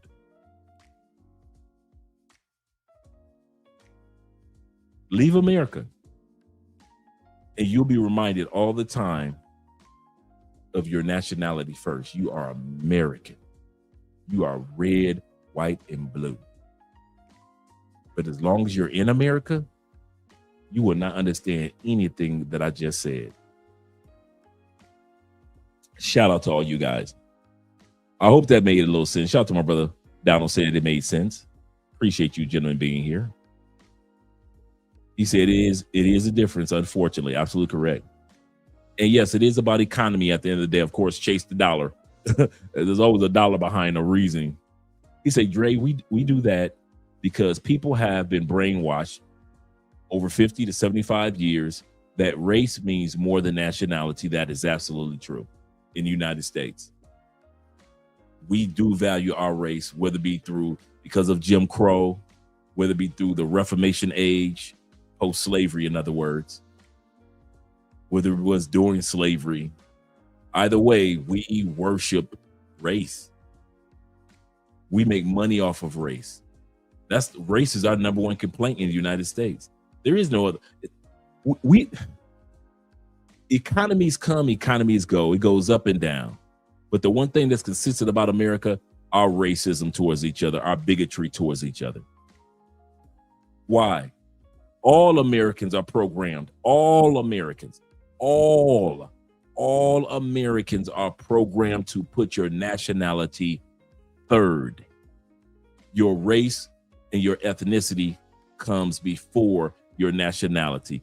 That's why we're such a racist country. We do not put our nationality first, ever. White people do not put their nationality first. They put their whiteness first. Black people do not put their nationality first. We have been programmed to put our blackness first. Latin people do not put their nationality first in America. That's why Latin people in their home country act completely different than Latin people who are living in America. We are told to put our race and our ethnicity first.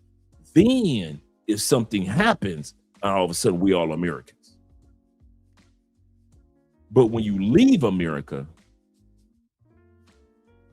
your nationality is first.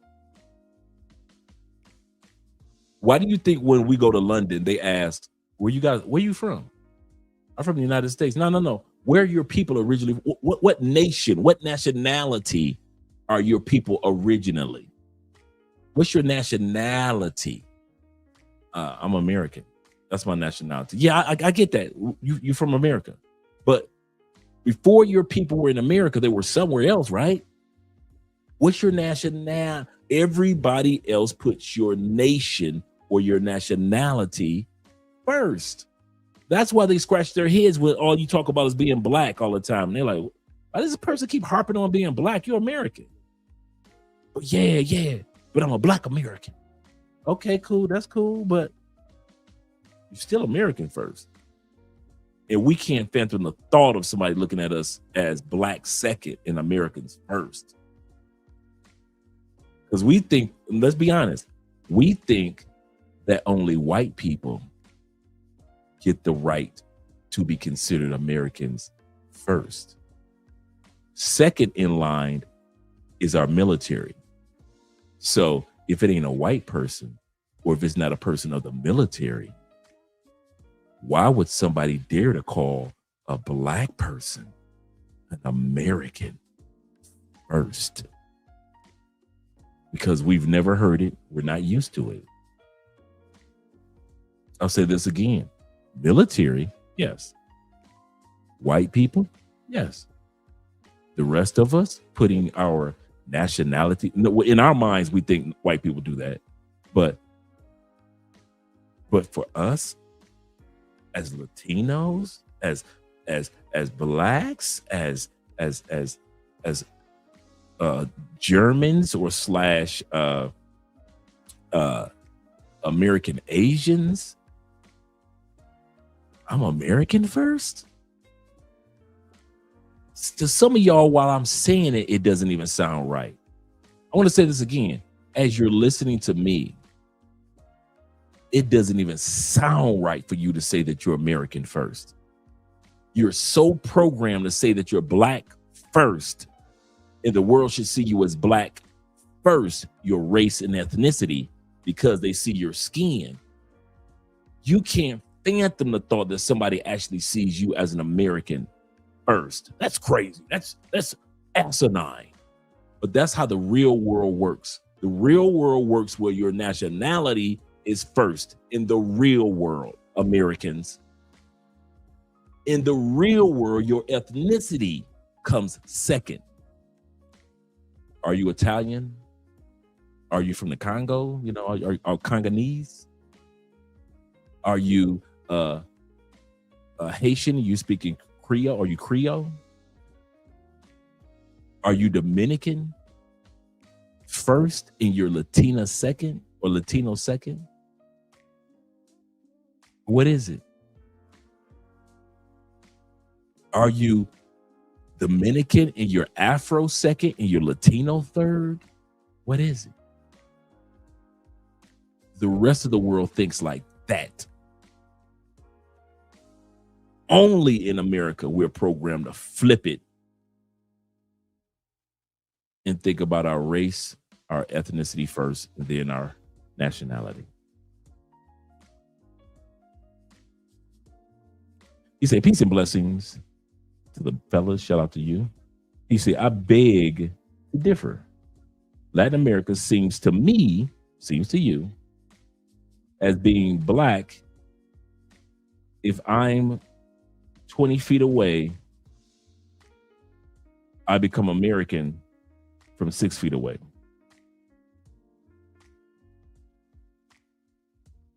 To you, seems to you.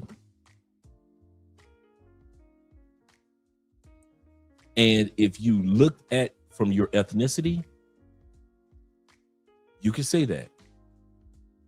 Here's the kicker. You're saying it from the perspective of how us Americans are programmed to think. Here we go. You're in Brazil, among Brazilians. 20 feet away, your ass Brazilian. 6 feet away, oh, he ain't Brazilian, that's an American. Did I mention blackness yet? I didn't mention blackness, did I? 20 feet away, people aren't looking at and be like, those are all black people. In this country, 20 feet away, T-Mac, 20 feet away, he's Colombian. 6 feet away, oh, he ain't Colombian, he American. Did I mention the blackness? I didn't. If you keep looking at the world from Americans' perspective, you will always put the blackness first. Always. But if you look at it from the perspective of other countries, 20 feet away, you look like their countrymen. Until 6 feet away, you're correct. Oh, you ain't one of their country, you're American. Oh, he American. He ain't one of them, he American. He don't look like them. He don't walk like them. He don't give off the energy that they give off. That dude right there is American. But from 20 feet away, they are not looking at you like you black. 20 feet away, they're looking at you like you Brazilian. 20 feet away, you look like a Dominican. 20 feet away, you look like South African. 20 feet away, you look just like a black European. 20 feet away. 6 feet away, 3 feet away, the closer you get, they are not going to say, oh, that's a black guy. No, they're going to say that's an American guy. That's what you got to get used to. That's what you got to get used to. Nobody's looking at you 20 feet away and saying, those are black Brazilians. That term doesn't even sound right, does it? Oh, he looks black. What? This country, Brazil, has 113 million black people. Yeah. To even use the term Afro or black in Brazil is like, it's almost like you're saying it the same word twice. Brazil, black.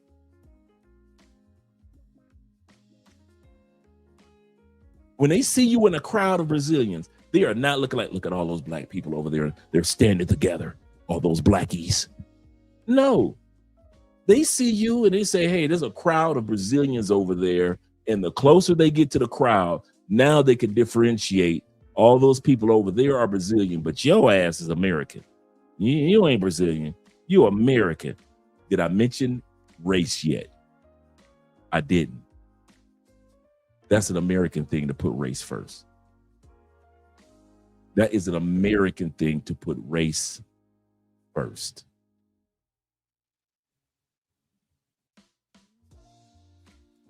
My brother Arizona says this. He said, that's true. He said, I lived in Nepal and Italy for 4 years. And when I went out, they acknowledged me as this is my American friend. I get the same thing. Dude, I go out to the black community here in Cali. Ain't nobody talking about he's black too. That's a brother. No, that's an American brother. I get the brother moniker, but I get the American part first. Hey, that's an American brother. That's an American sister. And from far away, we all look alike. Colombian. From far away, we all look like Colombian. And the closer they get, they realize, wait a minute, T-Mac American. He ain't Colombian. Will is Victor. Wait a minute. Them dude, I thought those was a bunch of Colombians standing together. Those just a bunch of Americans standing around talking. I didn't mention race, did I? In most parts of the world, nobody's starting with race first. That's an American concept, to think about race first. To think about race first. Shout out to Black Cleaner in the building. He says, so colorism doesn't exist or doesn't play a part from a distance? No. Nobody's sitting around saying that that person is this particular we treat this person this particular way because of their color. Colorism does exist, and racism does exist in all the countries. So I'm not saying that. I'm saying that most countries don't start judging a person with the narrative of race first. Nobody's sitting around. If I walk out tonight, nobody's going to be sitting around saying, hey, that's a black guy walking down the street. What he must be dangerous because he's black walking down the street. They're going to assume that I'm just another Afro-Colombian walking down the street. The closer they get to me, oh, he's from the States. That's an American. From my facial structure to my height to my build, everything about me says American. My energy, my swag, how I walk down the street, everything about me says American. To most blacks in America, everything that I just said, it just blows your mind. You cannot escape the understanding of your race does not come first around the world. Nobody's looking at your race first. Once they get closer up on you, once they can differentiate.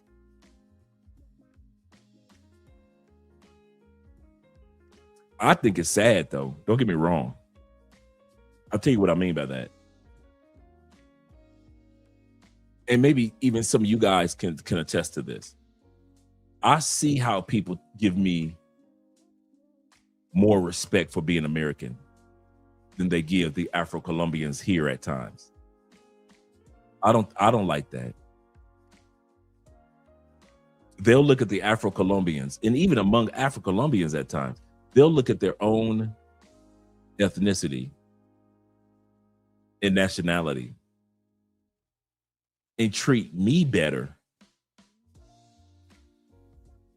than they treat their own sometimes. And I understand I'm a tourist, I'm an anomaly, I'm different on that scale, you know.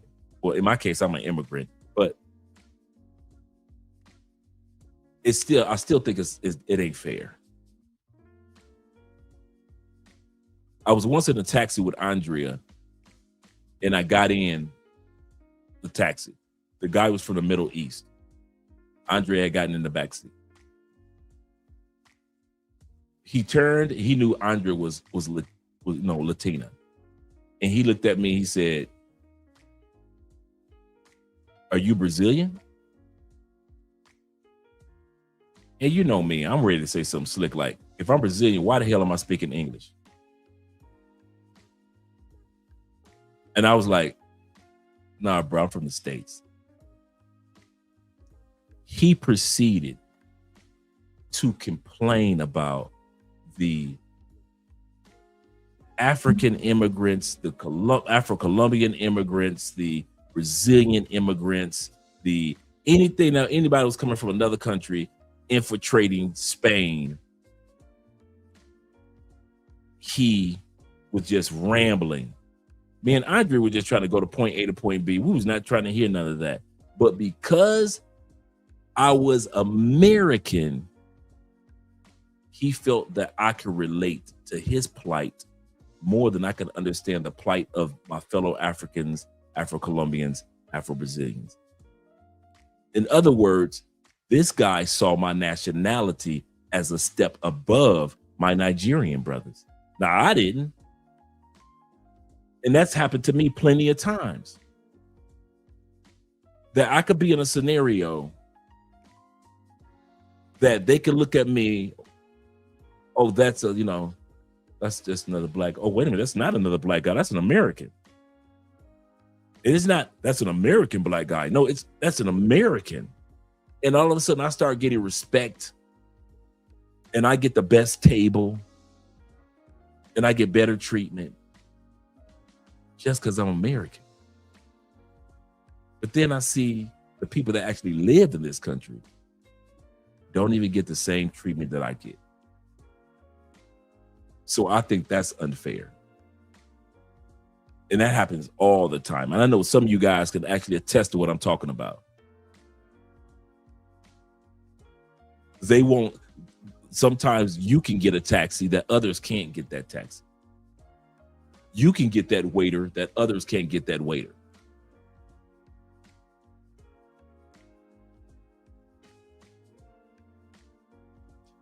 Let's be honest, guys.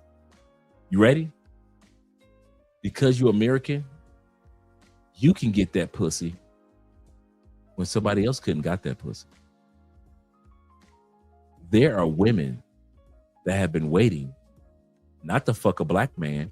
They've been fucking black men their whole lives. These Afro-Colombian, Afro-Brazilians, Dominican women have been fucking black men their whole lives, haven't they? Have they been fucking black American men their whole lives? Some of you guys got the pussy. You thought it's because I was black and she was black. I personally know that there are times I got the pussy just because I was American. The black part was a bonus. The waiting to get some American dick was what she wanted. Plenty of you guys don't realize that. You've had women that have given you sex, black women in other countries that have sexed you, that have fallen for you, that have been having sex with black men their whole lives in their home country. What was the difference with you since everybody's black and it doesn't matter? What's the difference with you? You American. So you gonna get the extra stroke 2,000. She gonna give you the Hashitashi booty thrust back 3,000. To where the men in her home country, she gonna give him some good sex, but she gonna give you some spectacular sex. She get a chance to have sex with an American.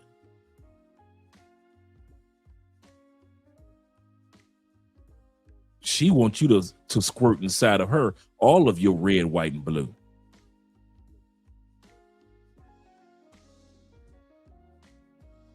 Don't act like other countries don't look at you American first.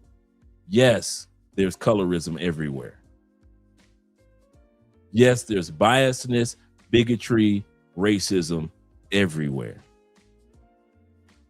But I can say I don't experience the same level of racism that the Afro-Colombian does, just because once they take a second glance, they see I'm American. And if you think that you don't have that American shield protecting you from a lot of the bullshit that other blacks from other countries deal with, you're lying to yourself. Being a black American is a bonus in many countries, bruh. It ain't fair, it ain't right, but it is what it is. Doors will open for you being an American, not just black, but being an American that wouldn't open up for that other brother, and he black too.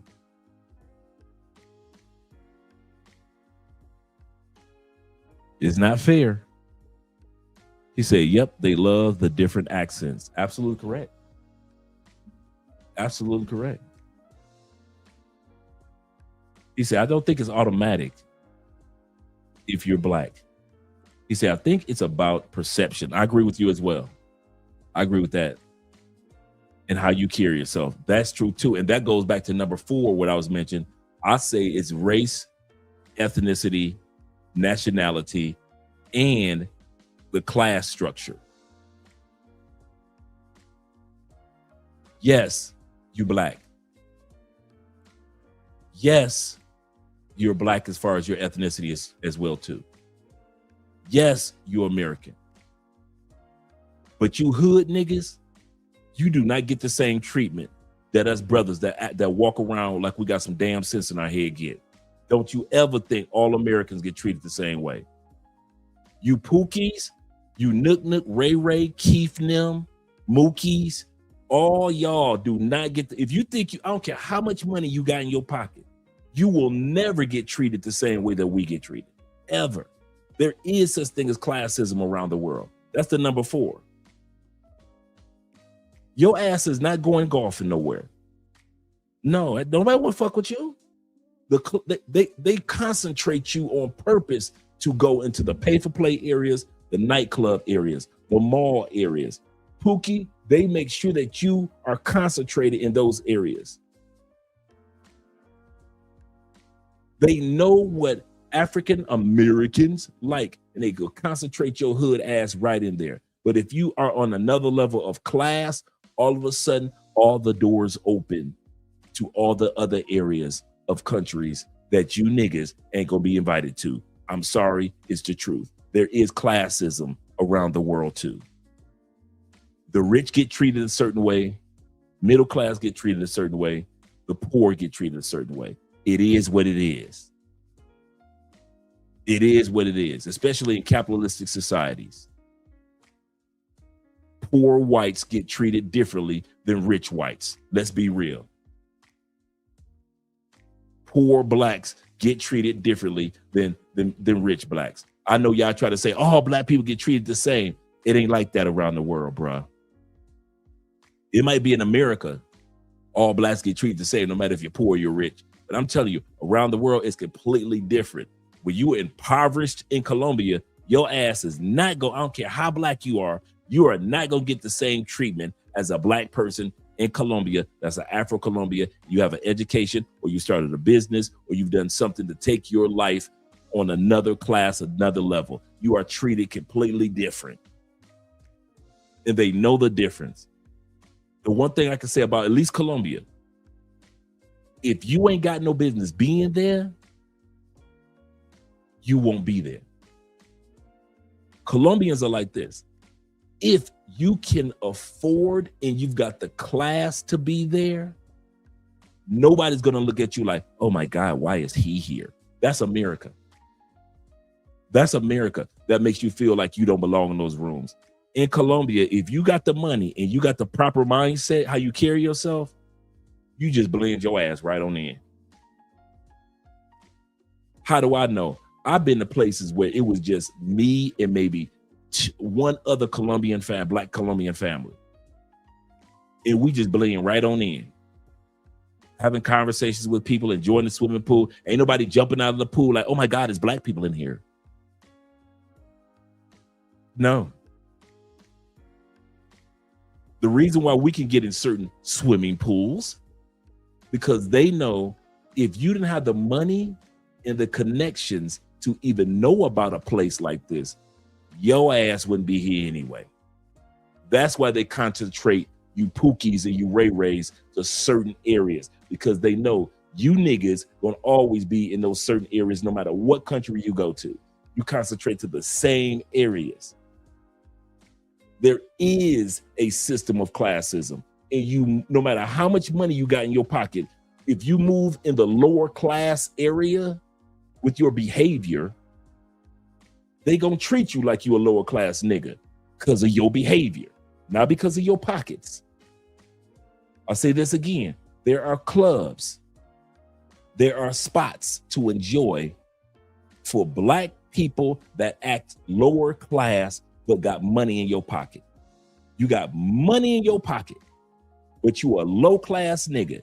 Don't worry, we got spots for your ass. As soon as you get off the plane, we got nigga locations for you to go to. Don't even worry about it. You can spend all your nigga money right here. Don't go nowhere else. You know why? Because when you think like a nigga, you don't think to go anywhere else. So all the excursions, all the enjoyment, the next level of women, all of that, the open lands, the glamping and seeing the moons and the stars at night, seeing the aurora lights, seeing the enjoying private beaches. You got money to get there, but you don't have the mindset to get there. You have money, but you move on a certain class. And classism is everywhere, just like racism, ethnicity, and nationality. So yes, you're American, but some of you are nigga Americans, and some of us are black Americans. Some of you are white Americans, and some of you are redneck cracker Americans. You're the redneck cracker Americans that be doing stuff to little kids in other countries. But that doesn't mean that all white people are the same who travel. No, there are some embarrassing ass white people that travel. There's some embarrassing ass black people that travel. That's why a lot of times you don't see us black. I give you a perfect, just something simple. Black men will go to a cigar bar and have a great time to 3, 4 o'clock in the morning. Niggas gotta go to a nightclub and throw money in the air and dance on top of the couches and shit when they go to other countries. Black men act like they got some goddamn sense in their head. And so they attract a certain caliber of women. Niggas get drugged, robbed, scammed. White men know how to act like they got some damn sense in their head when they travel to other countries. Broken ass, broken mentality, redneck crackers, them the ones that get drugged. Them the ones that get caught messing with little kids. Them the ones that either get deported or not let into the country or end up in jail for 30 years in a particular country. Them the ones that get scammed while they're in Thailand. The crackers, the rednecks, the hillbilly mindset. Them the ones. So if y'all think that just because you're an American, and I said just because you're an American, doors open for you, hell no. There are certain doors that close for you American niggas that you will never get into in other countries. I don't care how much money you got. I don't care how cool you are. I don't care how flamboyant you dress. There are parts of certain countries that will like keep them niggas isolated there. When they get off the plane, put them niggas over there. Don't bring them niggas over here. But then black people, shit, black people always get ready to can go wherever they want to. Because we act like we got some sense. We act like we got some class about ourselves. We believe in etiquette. We believe in common sense. We believe in respecting cultures and countries. But you niggas think every country is a rental car. So don't think just because I said Americans get a pass. Yes, you will, until they discover that you a nigga and they're going to put you as a nigga American in this area of their country or their city. And black men and black women who act like they got some damn sense in their head, they can go wherever they want to. They can go over here, they can go over there, do this, do that, discover this, discover that, travel to that part of the country, ain't got no issue, come back to this part of the country. They are black. While you niggas are still going to Medellin, black people are going to San Andreas Island. Black people are going, while you niggas are still going to Cartagena, black people have already discovered Santa Marta beaches and ain't nobody there. They just having a good time, laid back, enjoying themselves, black people. You niggas are still going to Cartagena. There's a big difference when it comes to class. And classism exists no matter where you go in the world. So those are the 4 areas that you're in. Your race, let me put together how it is.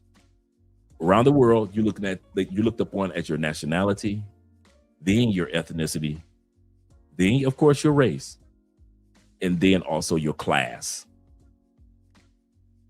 Your class will always, how you carry yourself, how you maneuver, how you move. Ain't no use of me and T-Mac telling y'all about the best steakhouse. Your ass ain't going. Your ass is not going. Don't be asking me about what's the best area for you ain't that ain't you, bro. That ain't you. Me and T-Mac can tell you that there are restaurants, bars, clubs, and experiences. They ain't made for you niggas. No, hell no. Don't ask me. I'm gonna tell you right out the gate. I know I will tell a black man and a black woman where to go to that spot in a New York minute. You need to go here. This is a nice spot. And it's not about being expensive. It's about how they carry themselves. But you niggas, don't ask me shit about Cali. I ain't telling you where nothing at. Discover it on your own. If you leave, bye. Man, fuck Cali. Bye. I am heavy into classism, bro. I'm heavy into classism because I really believe that if you bust your ass in life, even with your demeanor and how you carry yourself, you might not have as much money as the niggas do, but you'll get a different level of treatment and you meet a different type of women in each country. I'm gonna say something like this before I go back to the video. If the type of women you niggas deal with in other countries are equivalent to the females that I deal with in other countries, I'm doing something wrong. I'm judging myself. How the fuck is, wait a minute. How am I dealing with the same caliber of women them niggas dealing with? I'm a black man. My level of class is completely different. Certain women should not even feel comfortable with being in my presence, with coming in my face. So if we both have the same level and same type of women, oh, I'm doing something wrong. No matter what country I'm going in, I'm doing something right. Ain't no fucking way them beautiful broke bottom feeders are attracted to me. No, bitch. No, better go on back to them niggas. I'm heavy into classes. There are different classes. I accept it. I accept that if you work your way up, you are among the upper echelon. I accept the fact that if I have a poor mindset, I could become poor. Being poor is not about the money only. You can start off poor, but then have such a strong can-do mindset, an American dream mindset, that can eventually catapult you to a whole nother level of life in a few years. So I don't judge people on the economics of being poor. I'm talking about you niggas with that poor mindset. That's why I said you can have a pocket full of money, but if you still behave and act like you're lower level or a dude that ain't got shit or ain't never had shit, y'all over there in Medellin. You are over there. That's why y'all, if you ever notice, you niggas cluster to the same locations with the same type of people and the same type of women. But black men can tell you, oh, I went to Medellin. Have y'all ever been to so-and-so and so-and-so and so? And you niggas are scratching your head like, what's that? Where that at, T-Mac? What, T-Mac, where that at? Hey, Will, where that at? Because there are places in Medellin that black men go to that you niggas will never go to. Never. Sorry. There's nationality. There's ethnicity. There's race. And there is your class. And I know some of y'all like, man, fuck you, Dre. I get it. If I was a nigga, I'd say fuck Dre too. I'm serious. If I move with nigga mentality, I would be right now, I'd be saying, fuck that nigga Dre. I kid you not, man, fuck that nigga. Then he gonna know what he's talking about. Of course you don't think I know what I'm talking about. I don't expect you to. Everything I just said was just to celebrate black men. To celebrate white men and not rednecks. I know when there's a cracker coming down here. I know crackers that come from Europe, dog. I don't give them 4 seconds of my time. But a white dude, I give a white dude some of my time. A quality white dude, I give him some of my time. But a cracker? Hell no. Get the fuck out my face.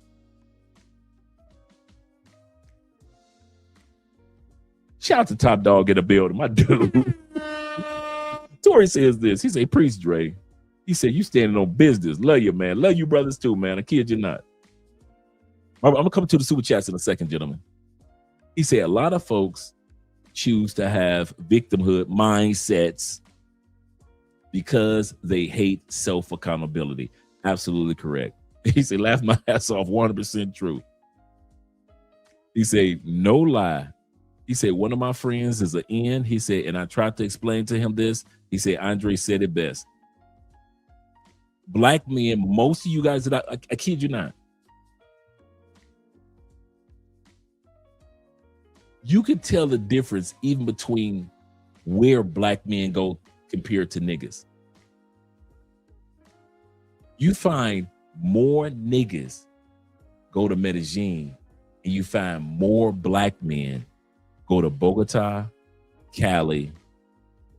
Niggas go to Medellin and Cartagena. I'm sorry, niggas. And not saying that there aren't any black men there. I'm not saying that. But I do notice that Black men go to Bogota, Barranquilla, Bucaramanga, San Andreas, Santa Marta, the coffee regions of Manizales, Armenia. The mindset of these dudes are completely different. I mean, like night and day, the same skin color, coming from the same countries, coming with the same economics. I could talk to a black man and say, have you ever been to Guatapé and climbed the rock? Or have you ever been to Parque de Cafe, the coffee park, the theme park here in Colombia? Have you ever been to the waterfalls? Have you ever been to the volcanoes? Have you ever been to the whale watching outside of Cali, Colombia? Have you ever went here or ever went there? Have you ever been to the coffee region? And black men to be like, yep, I did this. Have you ever went to Super Bowling in Medellin? Yep. Have you ever went golfing? Yep. Have you ever been fishing? Yep. What about the four-wheelers? Yep. Have you ever been horseback riding? Yep. Then I talk to niggas. Where you been? Man, them hoes, and then them hoes. Shit, nigga, them hoes. That's how I know the difference. They purposely cluster y'all. Y'all think y'all going and choosing the clubs and you're choosing the certain women. You have been programmed and been herded like cattle into parquilleras, into the clock tower area of Cartagena.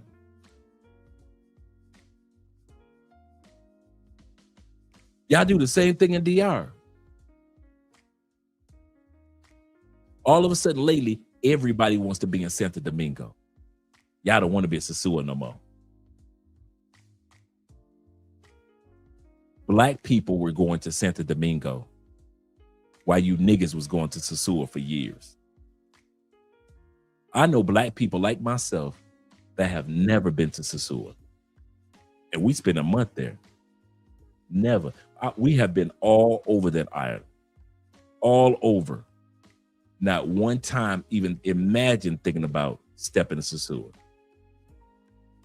Went to Santo Domingo twice.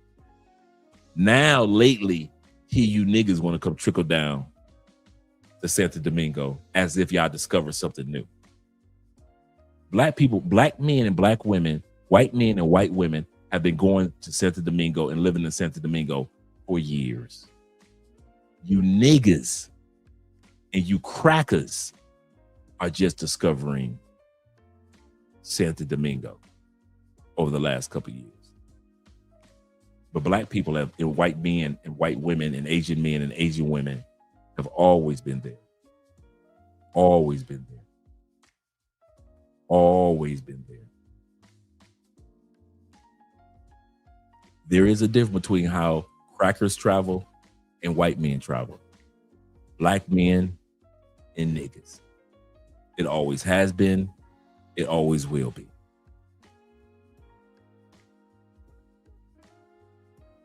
You say Pookies be dropping 10K, 20K USD, popping champagne.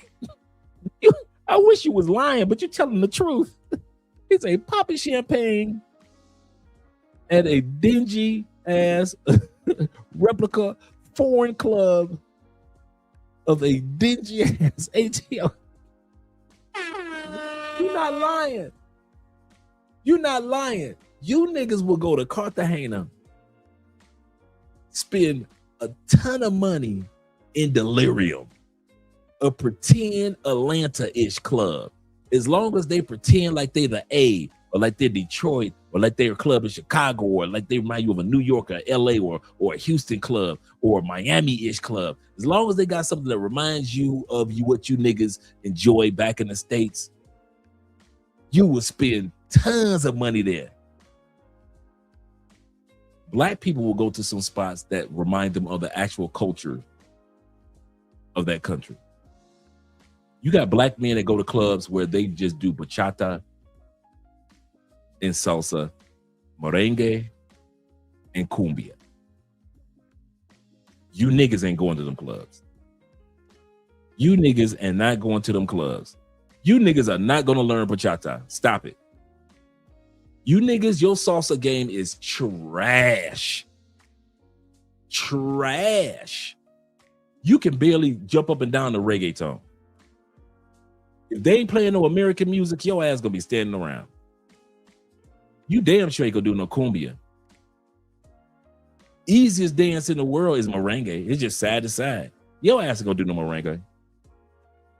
We know that.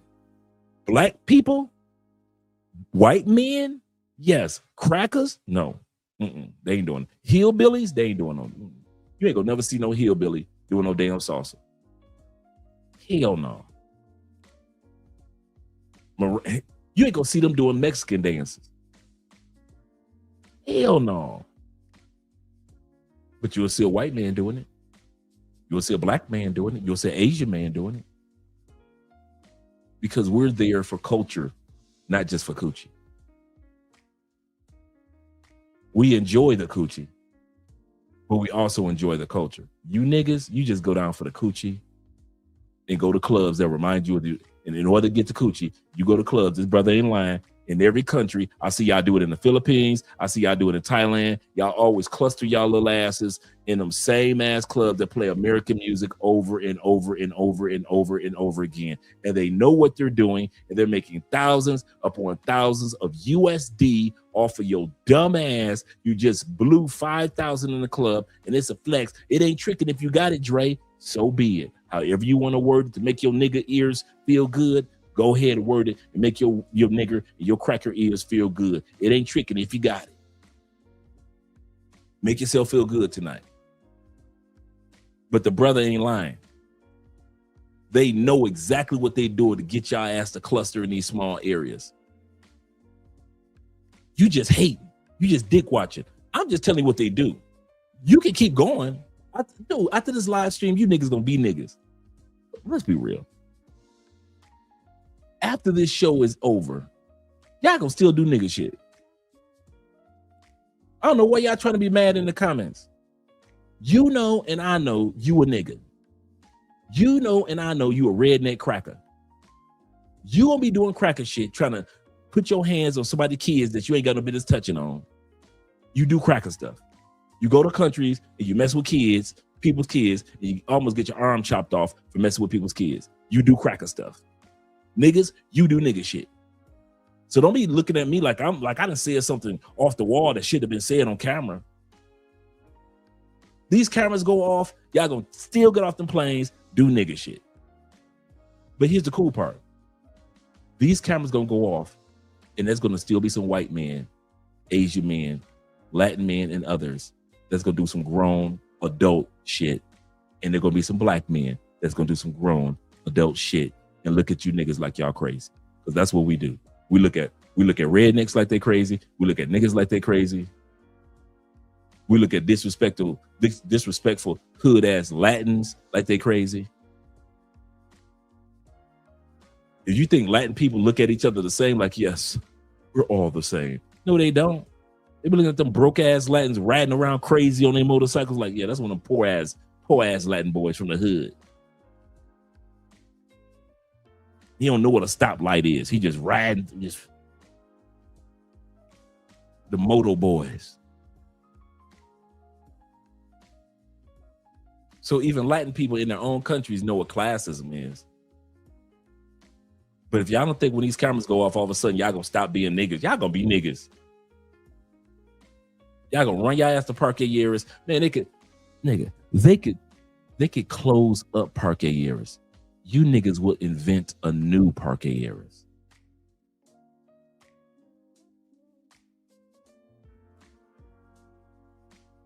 I wish I was lying. This brother's not lying. He said Pookies be dropping 10K, 20K, popping champagne in a dingy ass replica foreign club of a dingy ass Atlanta club, when instead they can spend 1/20 of that and eat in a fancy 5-star foreign restaurant. Absolutely correct. Absolutely correct. He is not lying. Black cleaner said, the black cleaner in the building says that, he said, you are speaking truth.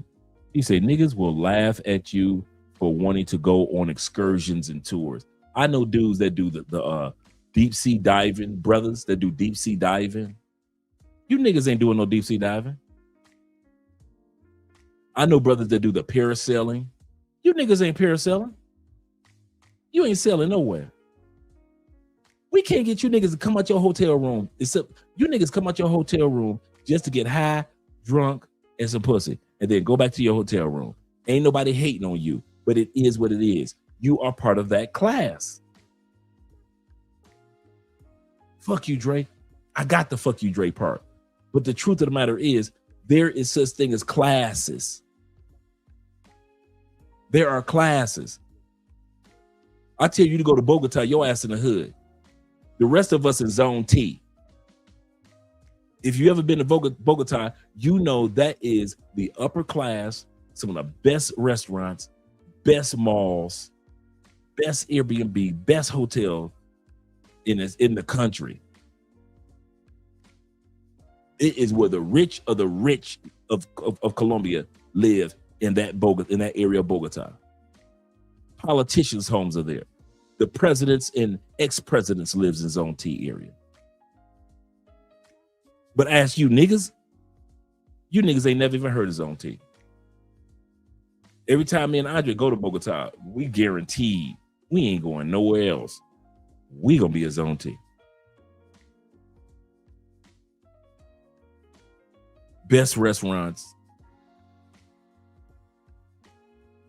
in the country. Custom-made suits. The best cologne stores.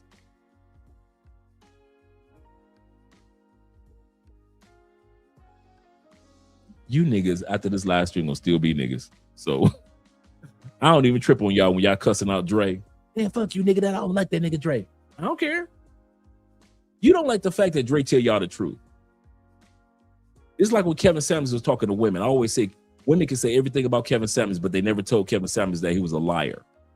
I never heard women in mass to say, you a liar. That's not true. Never. We just don't like your tone. It's the same thing here. Stop me when I'm lying. No, I ain't lying. You niggas gonna be niggas.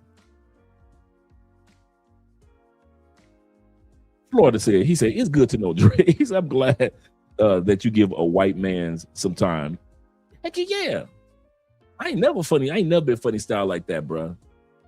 My first friend was white. So my closest friends have been, and I mean, I don't say it in a racial way. Bruh, I have always been that one brother in the crowd at the rock concert, at the rave, at the motherfucking Eminem concerts, getting fucked up. I'm always at the brother. I'm that one or two brother at the bonfire, bruh, with the tiki torches. Come on now, with the tiki torches. I'm the only brother at the kegger, bruh. Some of these niggas don't know what a kegger is. A kegger? See, you don't know what the fuck I'm talking about. Black men know what a kegger is. Black men have been to some keggers.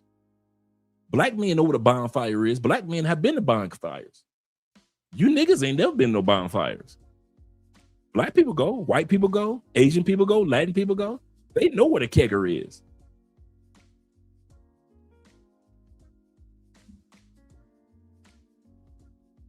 He said, don't think I'm redneck. I don't think you, he said, please. He said, might wear a cowboy boot. Shout out to the cowboy boot wearers. He said, but they are alligators. Come on now. You know I'm from Detroit. Don't play with me like that. He at least they alligator skin. You know how we like us some big blocks in Detroit. If you're from Detroit, you know what a big block is. Big blocks mean the squares on the gators or the snake skin, on the gator skin. When you have the smaller squares on the gator skin, the small blocks. But the larger squares are more expensive in the shoe or the boot. So we call them big blocks. You know, we love some big blocks in Detroit. Yeah. Yes, sir. Shout out to you, brother. Don't tease me with the Gators. Don't tease me with the Gators. Y'all know how Detroit's are about some Gators. He said them jazz clubs in the middle of Parquet Uranus or Uranus. Let me get this pronounce this correctly. No, it's no a new A. You see, my Spanish for that one. I just destroy that title. Knows about. Y'all love me some live jazz. Like, man, me and Andrea have been to live jazz. We've been to the opera. We've been to the ballet. We saw the Nutcracker Suite ballet down here a couple years ago. You know who we didn't see in there? You niggas and crackers. You niggas ain't going to no ballet. You ain't going to see no play in Colombia. You are not going to no class. Niggas, you are not going to no jazz clubs. You're barely going to the dance hall clubs. You niggas barely go to the dance hall clubs. Our Caribbean brothers and sisters, they go, but you niggas, you ain't going to no dance hall. I kid you not, man. You absolutely correct. Completely different experience. He says Sue is a small part of the absolutely correct. He said, I always stay away from them. We had such a good time. Met some really cool dudes, man. In Sosua. I mean, not in Sosua, in DR. We went to Chinatown. Some of you niggas have been to DR 100 times over. You ain't even been to Chinatown. They got a Chinatown. Yeah, nigga, they got a whole Chinatown. You got rednecks ain't never been to Chinatown. You got plenty of white dudes that's been to Chinatown. Plenty of black dudes that's been to Chinatown. But you niggas and you rednecks, no, y'all don't go to Chinatown. Y'all too busy focusing on bitches, man. We get it. You like bitches. That's all your mind is about. You a thirsty motherfucker. We get it. The thirst is real. It can't be quenched. We get it. Ain't nobody hating you for it. And I mean that. I'm not hating on dudes that are thirsty motherfuckers. But there is more to DR. Some of you dudes been to DR 15 times. You have never ridden the subway. They got a subway? Yes, motherfucker, they got a subway. All of those restaurants underground in caves. What? They got restaurants in caves? Like real cave restaurants. And you ain't never been to one. But you've been to DR, what, 15, 20 times? Sosua, how many times? Santo Domingo, how many times? Whenever I hear niggas about to say something, I just walk away. Because y'all ain't done nothing. Y'all ain't done nothing. Me and Andrea went to Sosua and we discovered stuff that y'all ain't never put on video. We like, why didn't you put a video out on this? Why don't I talk about this? How about this? I didn't know this was here. Y'all got 10,000 videos on how to buy some coochie in Colombia. Black dudes got them, white dudes got them, Latin dudes got all. Y'all got 10,000 videos on how to buy the latest female. Ain't one video on this or on that or this or that or that. We looking like, how the hell they ain't made no video about this yet? Y'all funny.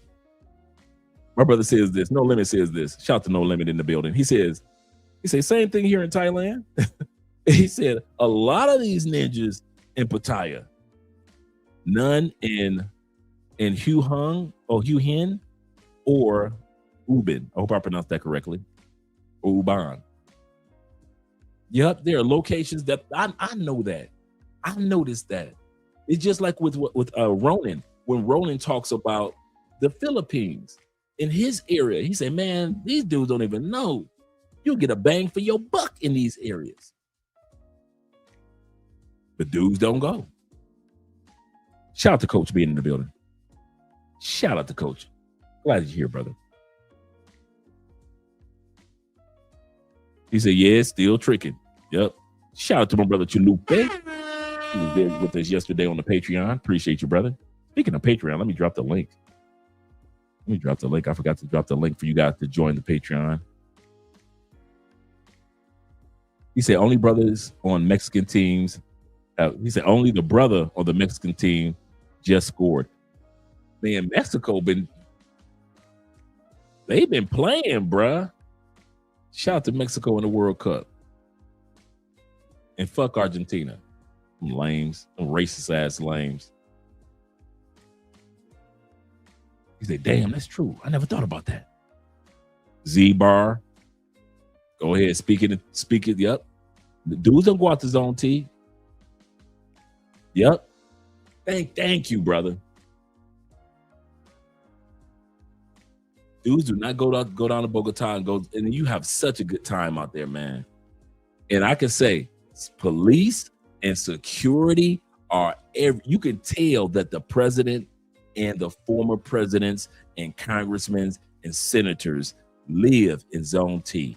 We talking about military security, regular police. Zone T ain't nothing going on but the rent. It is extremely, extremely modern. And I'm telling you now, bruh, it is so much fun, so much to do, and you feel so safe. He say Zone T, aka Zone Rosa. Yep. He say I added oh man, I'm not even trying to pretend to pronounce that. I'm going to destroy it. But yeah, Andrew Craig, you're absolutely correct, brother. He say Zone G restaurants for the restaurants. That's a good location too.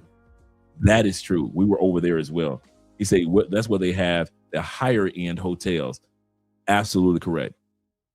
Yep. So shout out to all you Bogota men. Yes, sir. YLE says this. He said, I remember that when I came to Cali, you and Andrea made reservations for breakfast at the Marriott. That was really nice too. He said, and Wade, he said that was one of the best breakfasts I had. He said, I knew for a fact that you were not inviting Pookies. That's true. That's true. That is so true. He said, this is what these ninjas cannot make. He can't make it. He said, in places like Montevideo, yep, and Luxembourg, he said it's too much for them, for their pockets. Absolutely correct. Absolutely correct, bro. I give you another one, man. What I'm doing for next month or this month that's coming up, I'm putting together a video series of for 12 months, 2 things that you can do in any part of Colombia, 2 celebrations, 2 major festivals, 2 to 3 major festivals. I didn't know this. Maybe some of you guys did. Cartagena has a yacht concert. I'll tell you what I mean. I never even heard. I didn't even see this in Florida. The stage faces the ocean. I'll say this again. It doesn't face the crowd. There's no people standing outside. Every year they do it, and they have major performers come out there. The stage faces the ocean, the docks, and you see 200-300 yachts and boats are facing the stage, like right there. I'm like, these niggas ain't talking about this at all in Cartagena. They have a yacht concert every year. And the stage is literally facing toward the ocean. And you've got hundreds, the yachts are just sitting there just in giant clusters, man. I say, yeah, I got to make some reservations so me and Andre can rent a nice little boat and head out there. This is in Cartagena. Niggas ain't gonna tell you about this. A black man will. Crackers ain't gonna tell you about this. White dudes will. There's a difference between white dudes and them crackers. Because they out there just being thirsty. There's a difference between black men and them niggas. And them niggas, they gonna tell you nothing about that in Cartagena.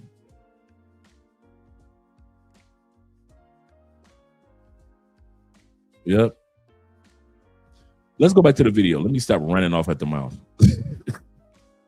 Let me start running off the mouth. But I'm having fun putting this montage of events. So like for the month of January, I got like 2 or 3 major events to do in Colombia. Then for February's 2 or 3 major. So each month there's, because I have the listing. I have the listing that there are at least 200 major festivals and celebrations that take place in Colombia year round for years.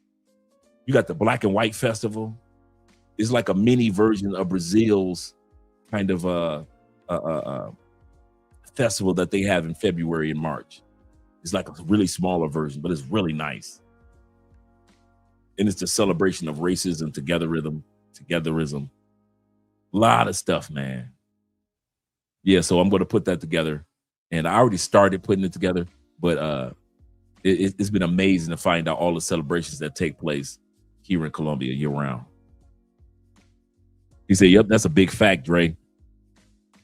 Yeah, that sounds like a major. I'm excited about that one. Yep, Gringo Tuesday in Bogota in Zone T area.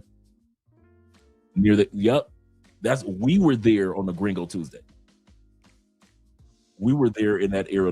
Man, we had fun, bro. We had fun, man. It was really nice, man. Really nice. Shout out to our girl, Kizzy. He said, Kizzy brought me and my friend there. We were rolling 3 deep on that trip. He said, YouTuber Kizzy. I know exactly who my girl is. Yep. And her dude. Shout out to Kizzy. Bogota, Colombia. Yes, sir. Shout out to her. Shout out to Utah Dog.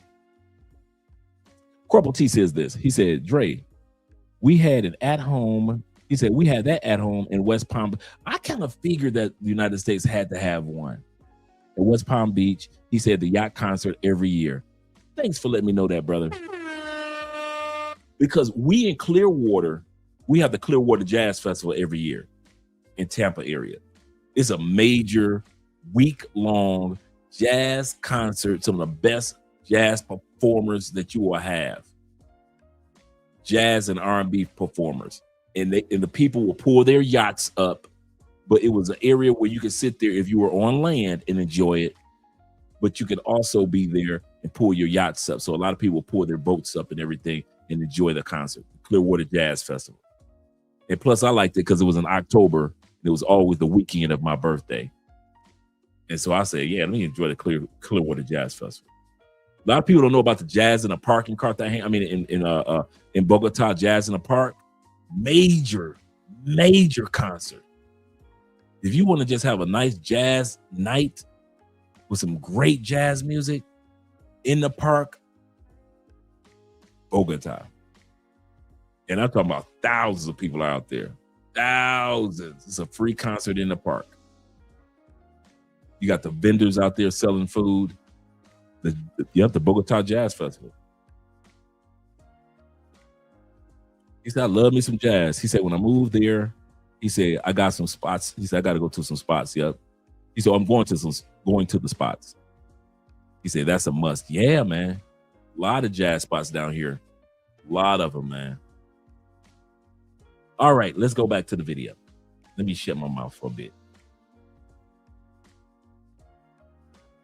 Let me bring this back. About right here. Yeah.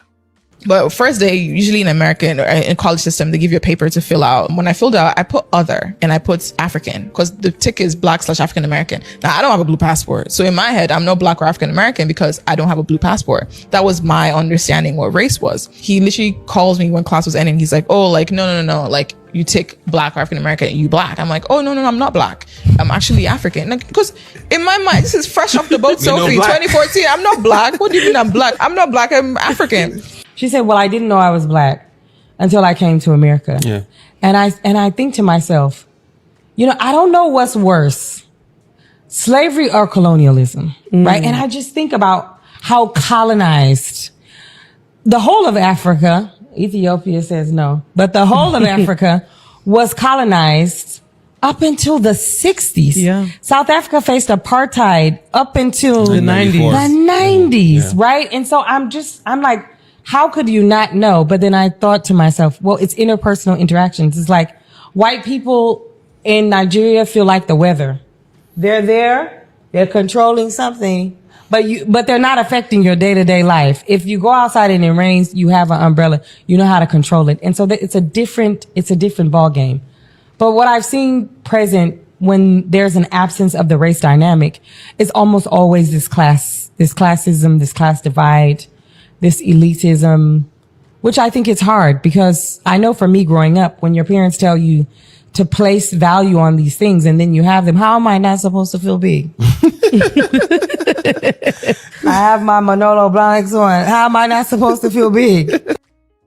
Before she goes any further, let's get to the super chats. Shout out to my brother Black Cleaner. He say, well then, he say, Panama is different. He say, I get stopped on the train station for being black. He said, they'll ask me for my passport. Yeah, because they know they know that you ain't from there. It ain't just the blackness. You are not Panamanian and you don't look Panamanian. And so they stop you because you're an American and they'll ask me for my passport. And then I pull it out, the blue book, and that's when they let me go. Different treatment. I noticed that. I noticed that too, brother. You get different treatment. That's a good point. Kofa says this. He said, colorism is everywhere. Absolutely correct. He said, I met someone from Ethiopia and they said even some of them look at darker people as less because it means they worked outside. That's sad because that's how Asians treat each other. That's sad. And let me give a shout out to you guys over on Cash App as well. Let's go here. Give you guys some love. Remember, the Cash App donations will be going towards the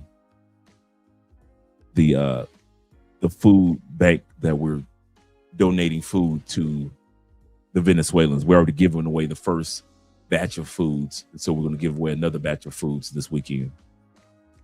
And shout out to my brother Tommy with the $10 love, and shout out to brother Tommy with the $10 love.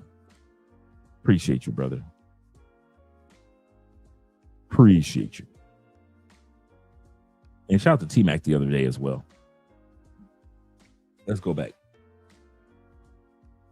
You know what I'm saying? It's very, you have to check it. We have finally found a African woman who agrees.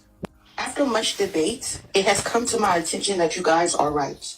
I am not black. Black is an American race, and black means African American. And I am not black, and I'm not African American because I'm not native to America. My race is African. My race is African. My nationality is American. Okay? So I'm not black. I might look black, but I'm not black. My ethnicity is Kru and Bassa and Pele. So I'm multi-ethnic, mono-racial, period. Cool. But nah, I'm not a black American. I think the misconception of believing that Africans don't consider themselves black is just this. Africans identify by their ethnicity because normally when they're identifying themselves to other black people. So the black is a given. Black is a race and it's all about phenotype. You can look at me and see that I'm black. That's nothing that I have to tell you. But to identify myself further and more specifically, I would tell you my ethnicity. I am Liberian American. I'm not just black. So saying I'm black to another black person, where do we get there? Right? There's going to be further digging if they want to know who I am. So that's why they identify with their ethnicity instead of their race, because 9 times out of 10, they're talking to other black people. Okay? And I'm so shout out to Aries Ram being in the building. He said a little something for the tip jar. Nice show. I'm glad you guys enjoying the show. We're sharing information with each other. Not just me, but with each other.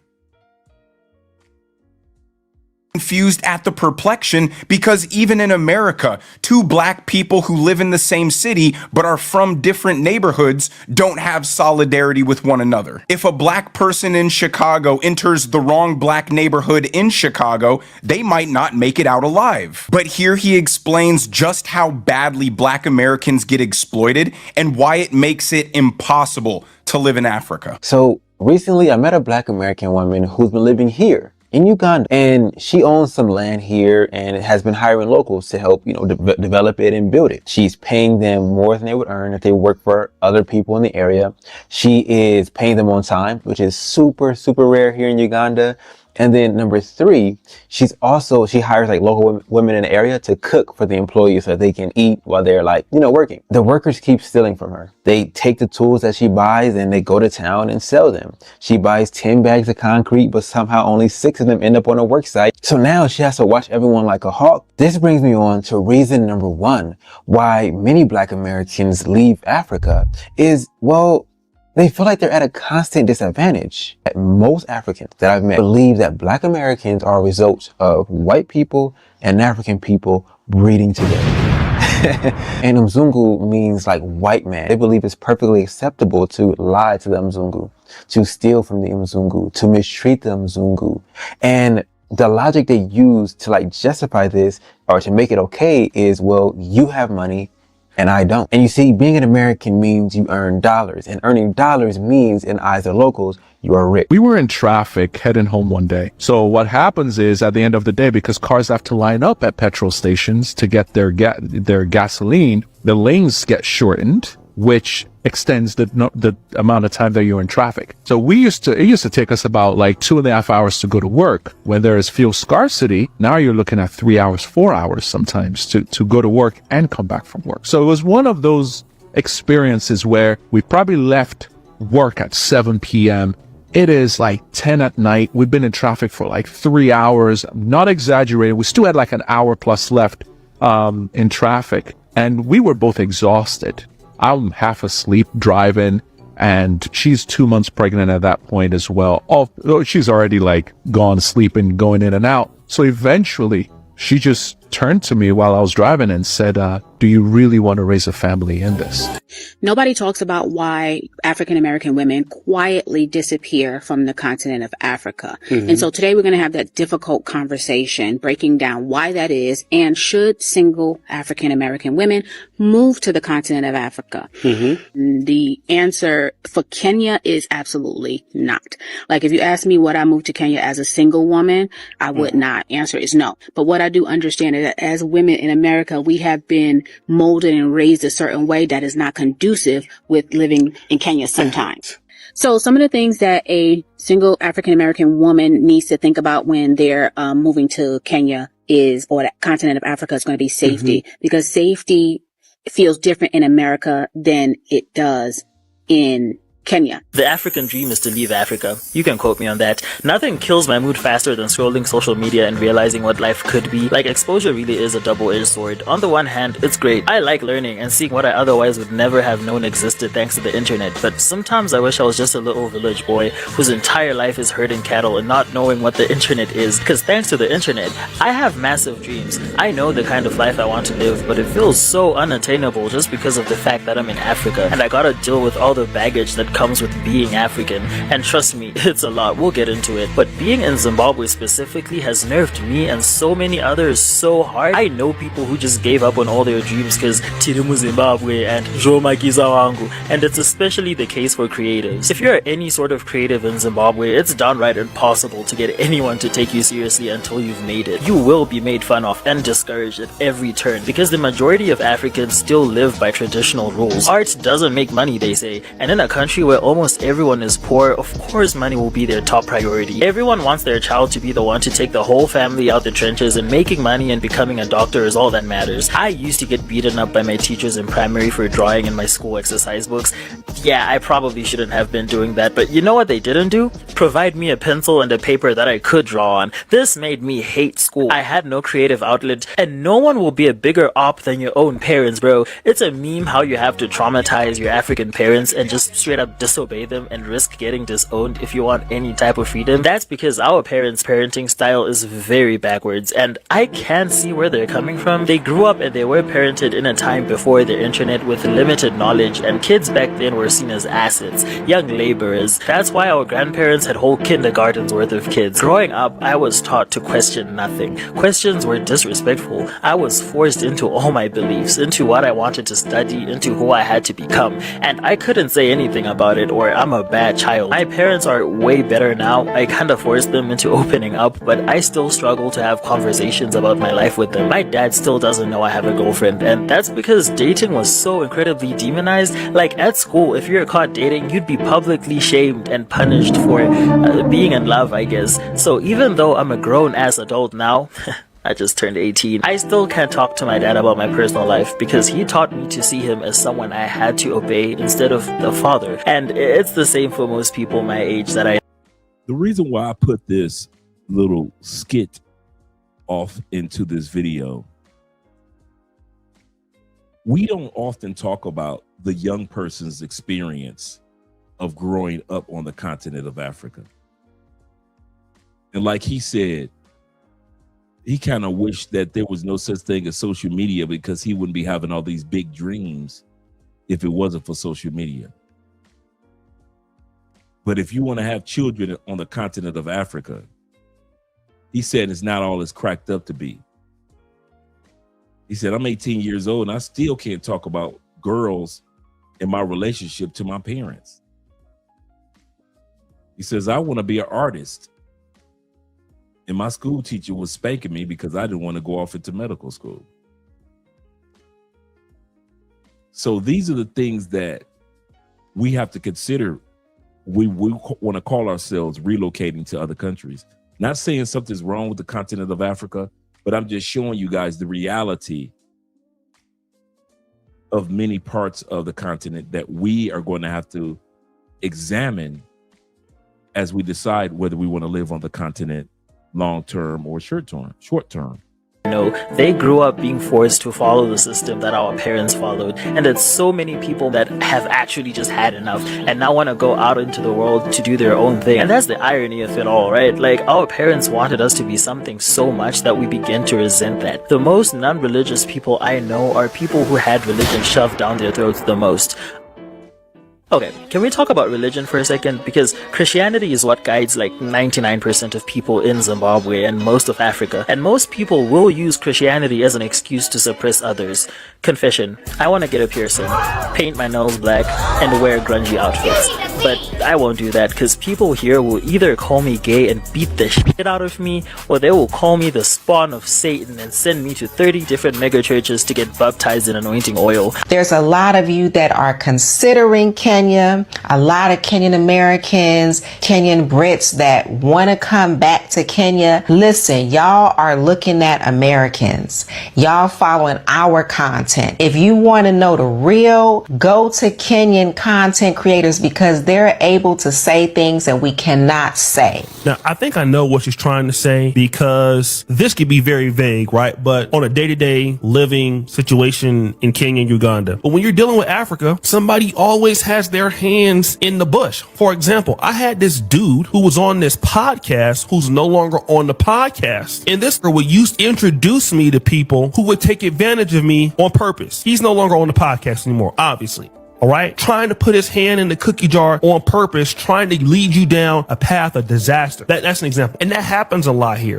I wonder, it's not just your president who has a penchant for power and greed, whoever your president may be. It's also the other hands at play, the other puppeteers. Africa is so rich in resources. I wonder if we will ever know true peace in my lifetime. And this is the question that all of us who love Africa or living here have this same question. Will there ever be peace? Will there ever be fairness? Will there ever be transparency? And she mentioned again the cookie jar. So much middlemaning, so much conning, so much scamming, so much lying. This is not just everyday people that are engaging in this. A lot of people you meet on the street, Uganda, Kenya, are fairly nice. Now, this is more of an indictment of Africa and why it can't develop or modernize despite trillions of dollars in foreign aid being spent over the years. The governments are extremely corrupt, which leads to a massive distrust in the institutions. And because there is no expectation that you'll get ahead and improve your life by doing things the right way, the people adopt a mindset of short-term thinking, where people will lie, cheat, beg, borrow, and steal for short-term benefit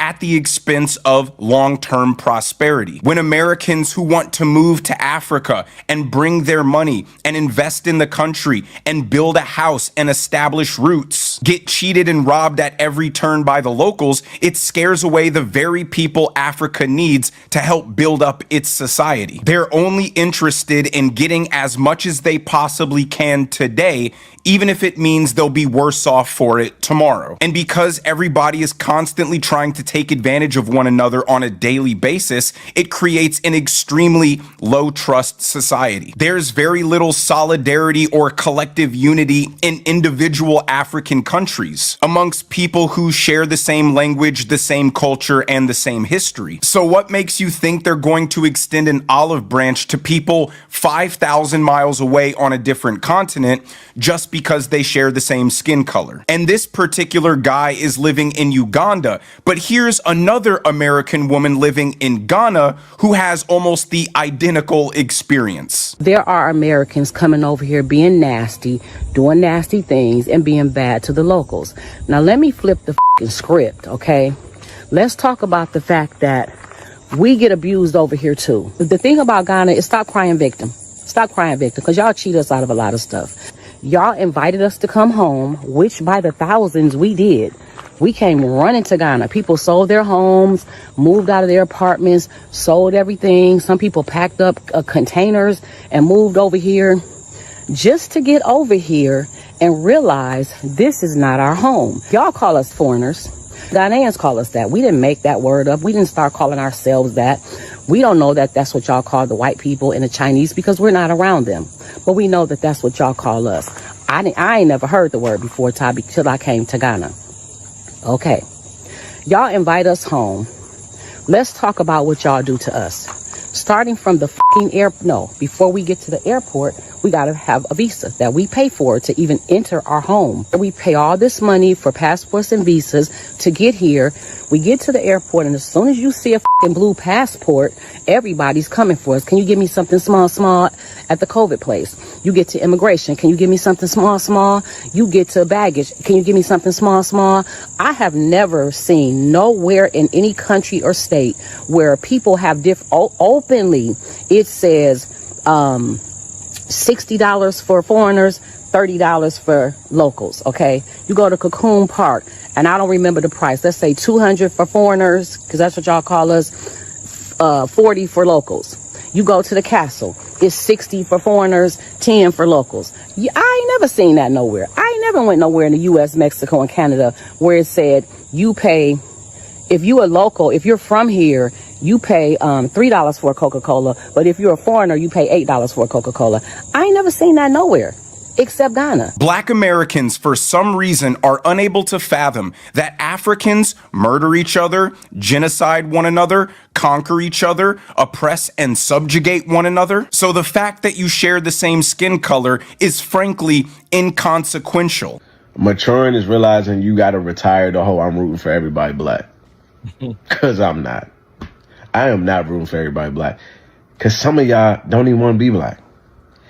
It's some black people that's more anti-black than other colored people. I'm not rooting for everybody, but I'm not rooting for y'all.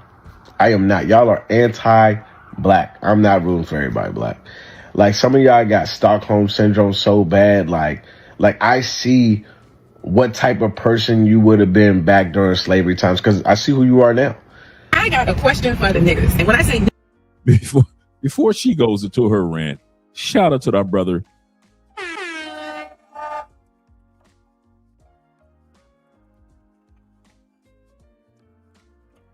Trentario or Trentario. I hope I pronounced that. Trentaria Riab. Trentaria. Hope I pronounced that correctly, brother. If I messed it up, blame it on my head, not my heart. He says, hello, brother, watching this from Cambodia. Shout out to y'all, you guys that are out there in Southeast Asia. Good morning to you in Cambodia. He said, thanks for all the older videos. They were inspirational. Inspiration. Thank you very much, brother. Hope you guys continue to enjoy it. Let's hear what the sister has to say about her experience on the continent of Africa. Niggas, I'm talking about American so-called blacks. You know, I came in this dimension to play as a black woman, and here's my experience, right? And I want to know, I'm not talking to no Africans, no so-called fucking Dominicans. I'm talking to black Americans. Black Americans. And know that the word niggas came from slaves. It came from slavery. And nobody else is a nigga but the Americans. That's because you guys are some powerful entities, right? But nonetheless, I got a question. Aren't you niggas tired of people coming to your land and taking your shit? Taking all of your shit that look like you, pretending to be you, and then when they get here and say, it's not bad. We don't know why y'all keep blaming white people for segregation and blaming white people because you guys don't have shit. Coming to your land and talking shit because all the fucking work has been done. All the beatings and lynchings and marches, all that shit has been done, and they come to your land to gaslight the fuck out of you, telling you why you're complaining. It's easy. The system is easy. America is easy. Doing this shit is easy. That's because we made it easy. And the left has constantly told black people to reject their American identity and align more with their African identity. Those are their people, only for them to get to Africa and realize that was a giant fairy tale of black. Absolutely correct. And that's what Dr. Umar doesn't realize.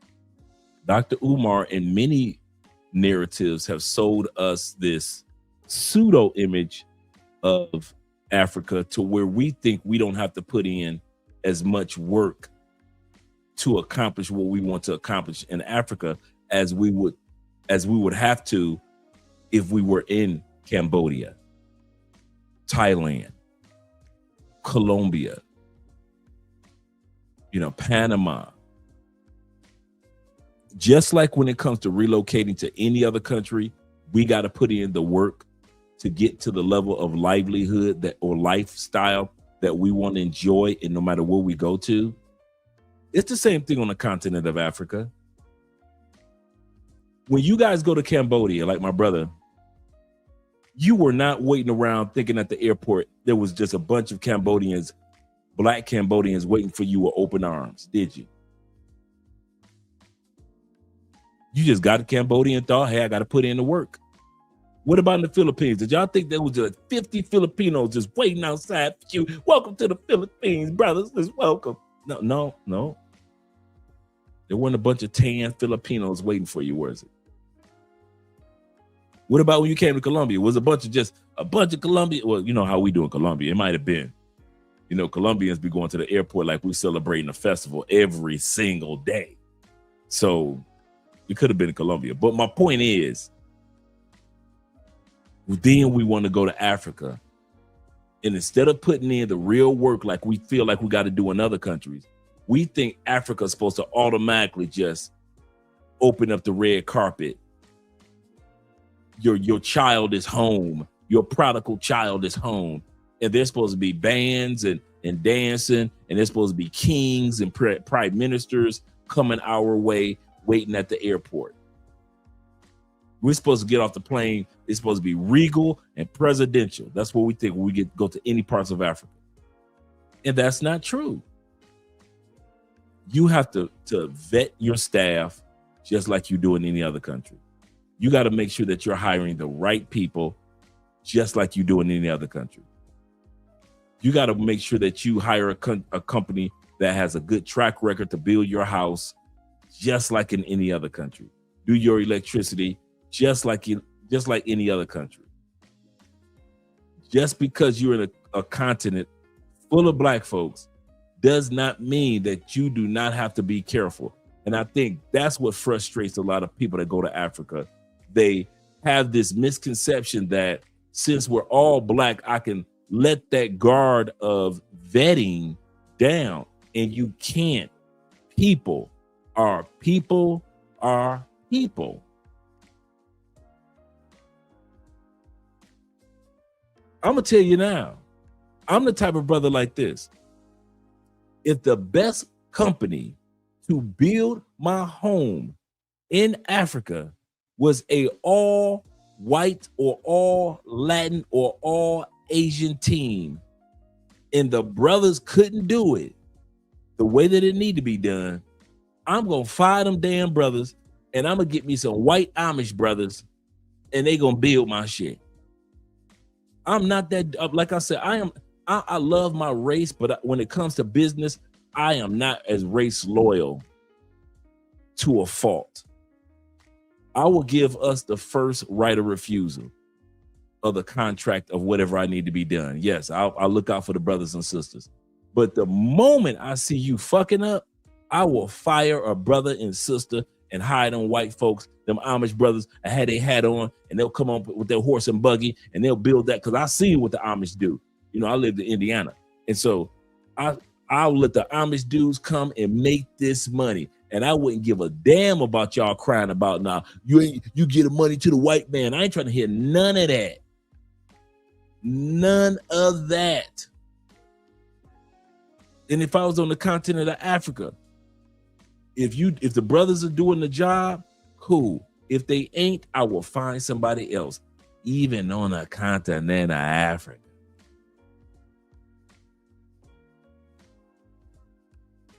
Everybody that's my skin folk is not my kin folk, just like some of you guys mentioned earlier. This is business. This is not private. So any country we go to, including the continent of Africa, guys, you're going to have to do your homework, just like if you were to move to China or move to any parts of Europe. Just like if you're moving to Canada, you need to do your homework. Don't think just because, oh, it's the home, it's the motherland, everything gonna be automatically good because it's all black people. You're gonna get your ass over there and get disappointed, not because it's black people, but because you didn't vet the individuals that you let in and out of your life. Zeta says this. He says, it's black folks that think Wakanda is Hey, remember when Black Panther was out and all them black people was going to the movies in African garbs? Everybody dressing like they were from Wakanda for real. You can look back on YouTube and TikTok when Black Panther, the first movie first came out. Man, black people thought Wakanda was for real. Sada says this also. He said, Black Americans watch too much Black Panther and coming to America. This isn't Wakanda or Zamunda. Shout out to Paper Route in the building. Welcome home, Paper Route. He said, assuming it's Eddie Murphy coming to America. I know, assuming, yep, it's Eddie Murphy coming to America. My brother says, he said, one thing that I'm missing out here is the fine ass Cali sisters. Shout out to Cali, Colombia, black women. He said, in the fish spot in Centro. Yes, brother, I know. He said, we'll come and visit again sometime next year. We're always waiting for you, brother. Corporal says this. He said, I like that brothers who said, I ain't down for doing everything for or with black people. I like that too.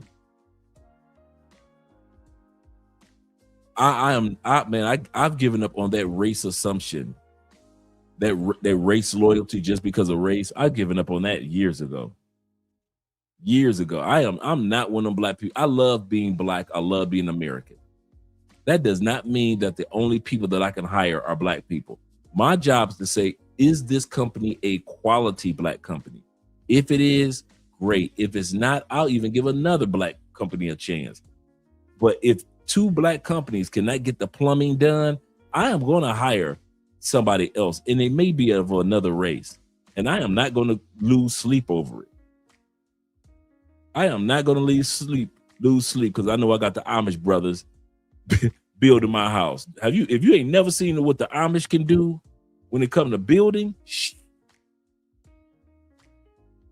all you Midwest dudes, you know what I'm talking about. You know exactly what I'm talking about, man. I'm with you guys in regards to that. My brother Corporal says this. He said, black people keep running to Africa with the lyrics of the 1985 song by Phil Collins, Sudia. Oh. I remember that song. That was one of my favorite songs back then. Shout out to Phil Collins just going into the Rock and Roll Hall of Fame. He should have been in. He said, yeah, I remember I was laughing at these fools. Yeah, man. They going to the Wakanda movie. They actually think the Black Panther was really Wakanda. They dressed in African outfits. You couldn't tell them nothing. I'm like, it's a movie, people. It ain't that serious. It is not that serious. So you remember too, see? Okay, I ain't the only one that remember that time period with that movies. Let me continue on with the video. We're almost done, gentlemen. Black American is no more a Nigerian than a white American is a German. And the simple fact that black Americans think they're going to move to Africa and build Wakanda is evident of their American perspective. They're thinking about long-term planning, building, investing, enterprise, while the locals view infrastructure as something to be destroyed and sold for scrap metal, and view investments such as that lady trying to build a house as an opportunity to steal tools and materials and just resell them. And in that moment, these black Americans realize they've been sold a lie, and begrudgingly, I hate to say it, realize they have more in common with white man John Smith than they do the local residents of Uganda, simply because they share the same skin color. But the final reason the guy gives why black Americans shouldn't move to Africa is the one we all expect. It's Africa. So that brings me on to reason number 3 why many black Americans decide to leave Africa, and that is there are better options. You see, of course, I'm not going to pay $7,500 for a piece of paper that lets me stay in a country that doesn't even provide me with stable electricity. What you end up doing is you look for other options in other countries, and you find that there's way better options. For example, in Paraguay, all I have to do is go there with a birth certificate, go there with a background check from the FBI, and they're going to issue me a 2-year temporary residence permit. And after those 2 years, I get a 3-year residency permit, and after those 3 years, I'm able to apply for citizenship. If you want to get citizenship in Africa, you basically have to figure out how to walk on water, because you need to be doing miracles. And to make things even crazier, is like with these places that are offering you easy residency, easy citizenship, the malls are nicer, the roads are nicer, the quality of life is better. But many people actually watch videos that talk about an African country, painted as if it's all rainbows and sun. I could easily say, based off of the videos that I've watched with all the brothers that have been in Africa and all the sisters, and Americans often say, how come not more Americans are, y'all always traveling to other countries? How come y'all don't ever go to the continent of Africa to relocate? I could easily say for Andre,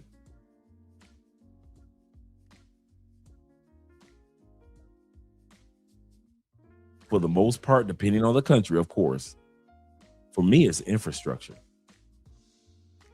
For me, it's infrastructure, Wi-Fi. I don't need electricity that's going to go off every day for 2 hours. I can't do that. I can't be in a country where the water is going to go off 3 times. I can't do that. Now, I know there's countries in Africa that doesn't happen. But I've noticed from all the footage, and this is something that I'm missing, all the footage that many guys have shared, the infrastructure is not conducive to people that work online. The last thing that you want to be doing is doing some cloud engineering, and the next thing you know, the Wi-Fi is gone out. So now you got to make sure that you keep a generator with you at all times, type of thing. So that was me. The roads, I did a consultation with a guy a couple months ago, and he needed some help with the information regarding hospitalization, medical insurance. In most of the countries, I'm gonna tell you, they have a local medical system, but since you're not a resident in most African countries, you have to come with a foreign form of medical or life insurance, and you're not getting a bang for your buck in many of the hospitals. So once again, for me, it was the infrastructure part. It was not about the people or wars and things like that. It was just the fact that just potholes, like you guys were talking about, like she was saying in Kenya, the trash, the sanitation is not up to par. The when she said the water drainage, the sewer system. This 2026, and you got countries with raggedy sewer systems. Yeah, that's not a good thing. Donald says this. He said, my cousin just got a ring from a chick from his past, 39-year-old black woman who asked for some money because she's about to be evicted from her apartment. Say black women don't handle black women, or some black women don't handle black women with care anymore. What say you? It's kind of funny that you would say that or ask me that question. I'm not going to be long in regards to this. I won't be long, gentlemen. I'm actually was going to put, and I started it twice, and I finally got it the way that I wanted to do it without insulting anybody. And what it is, I'm going to drop the video next week. It is homeless baddies. There are some attractive women out there in the streets that's homeless. And instead of, putting their egos down, they in them streets. They are in those streets. Homeless. The Miss I don't need no man era. I got this myself. The Miss do women need men? No. And then you got the women that'll end up on the street messing around.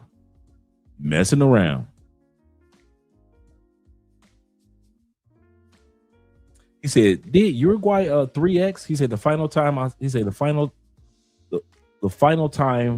I was there, the water was off. He said, so I had to wash up from water tanks that had he said I had salmonella for 2 weeks. Woo, from the street food. Coming back home was rough because I had to run. Man, see, that infrastructure is so important, man. Corporal says this. He said, if Africa called me, I'd be there. He said, I come running anywhere. She's all I need all my life. I feel so good if I just say the words, Sunia. Oh. My brother DJ in the building, he says this never again. Never again. Yeah, man. My brother DJ said, I'll never go through that again. Corporal says that he said there's this continent that's been on my mind. He say, oh, you gonna quit throwing them lyrics out there. All the time,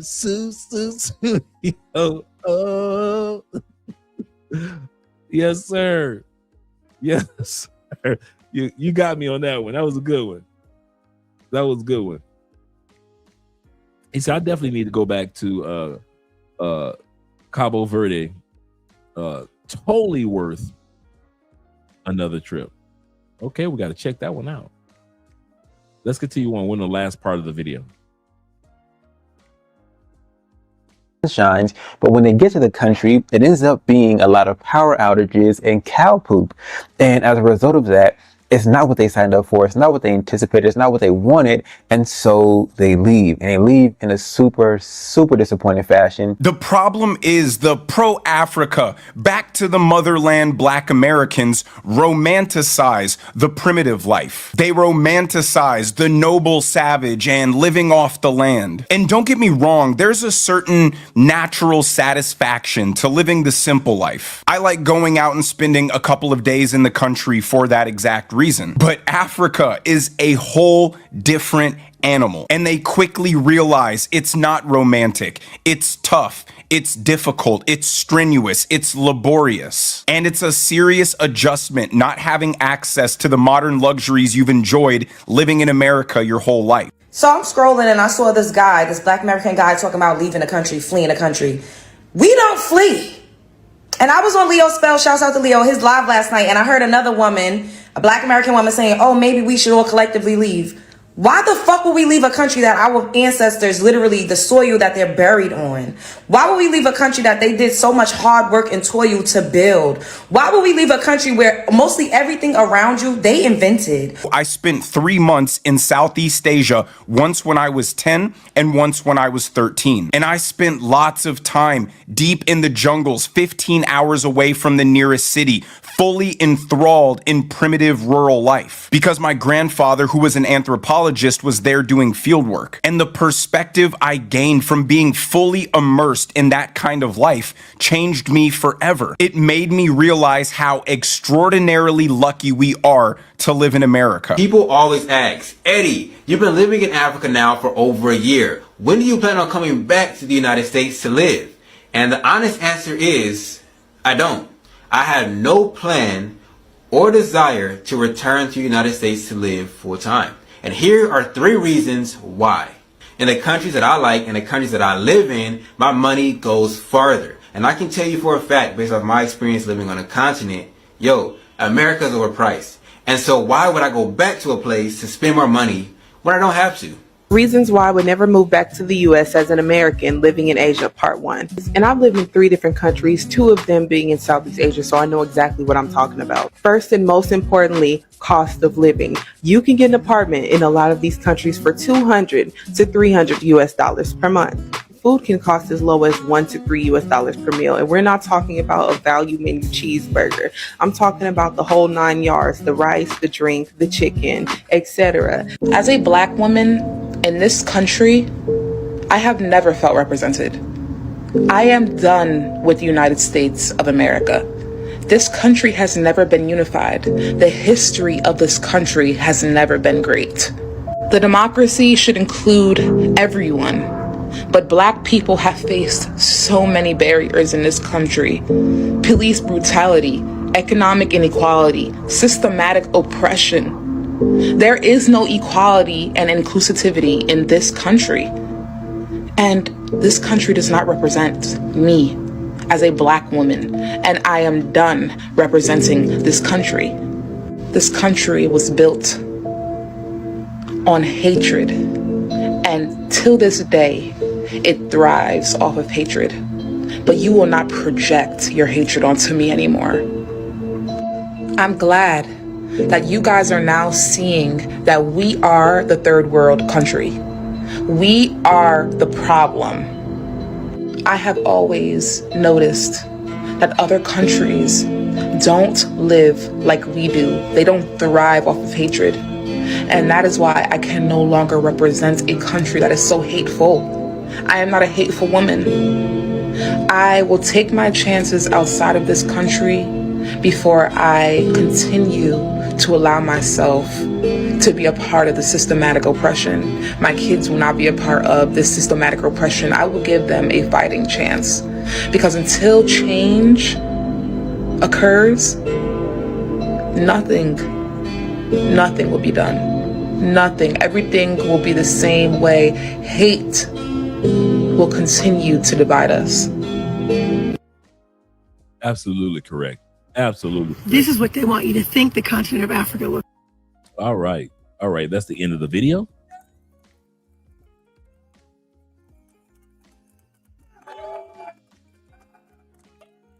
And the reason why I had that montage toward the end about not returning to the United States, because a lot of times you have a lot of Americans, especially African Americans, that think that it's an either or thing. Either I live in Africa or I live in the United States. And no other country can be there for me, which is not true.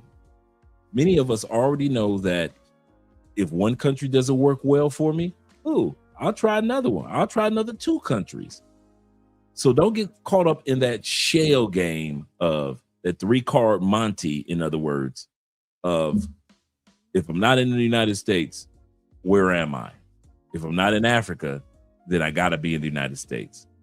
Don't do that to yourself. There are so many countries that gel with our individual personalities, individual goals, individual cultural gains, if you will.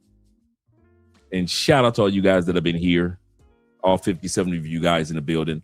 Do us a favor. Make sure that you not only click the like button, but also tonight, make sure that you leave a comment in the comment section. That is very, very important on YouTube for the channels. And I'll be seeing you guys tomorrow. Tomorrow, we're going to be looking at that video of the homeless baddies in the United States, women who dared to say, I don't need no man. And now a lot of them are attractive and they're homeless. So that's tomorrow's episode. Shout out to all you guys. And thank you very much for the super chats and the cash apps. Let's get ready to look at, we're going to look at the 2 outros that I created over the last couple of days. Let's do the first one, and then we're going to do the second one. Come on, come here, boy. Come on. You freaky dog. I don't need to analyze every word that comes out is a lie. Make it look like it's so ice. You won't make it to the finish line. Now if you gotta know the truth was gonna let you go. You was fine, never mind, unpredictable. Fade out of the ground, you ain't no one. You a star, blow it up like supernova. In the nighttime, hit my hotline. Sharing secrets, you was really was part your life. Basic bullets, with no bullets. Does your wife know you're begging for my nudies? Promise you're the same, running for the meds. Show you like my vibe, that's my candy on my wrist. Bad habits, little rabbit. Now sit down, you can have it. I see it when you walk my way. Come on, play with me. Freak it dog. Got a whole lot of love for my dog. I see it when you walk my way. Come on, play with me. Freak it dog. I'll show how freaky you are. So I'm just gonna be away for 1 hour. Please don't break anything. And I might have a surprise for you. Give me a miracle. Added a syllable. Talking about big cash, that's the minimum. I'm done with this trash. Talk to be critical. Show me your mental state before we get physical. Pour some water in your cup, let it drip, drip, drip. Now look straight into my eyes, then you sip, sip, sip. It's about time that you shine. Take off that leash so that we can have some fun.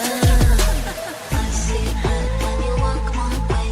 Nice big bed, come and play with me. Freak it dog, freak it dog. Got a whole lot of love for my dog. I see it when you walk my way. Nice big bed, come and play with me. Freak it dog, I'll show how freaky you are. I see it when you walk my way. Nice big bed, come and play with me. Freak it dog, got a whole lot of love for my dog. Freak it dog, got a whole lot of love for my dog. Freak it dog, got a whole lot of love for my dog. Gotta do a cold start on EJ, y'all. It's been a while.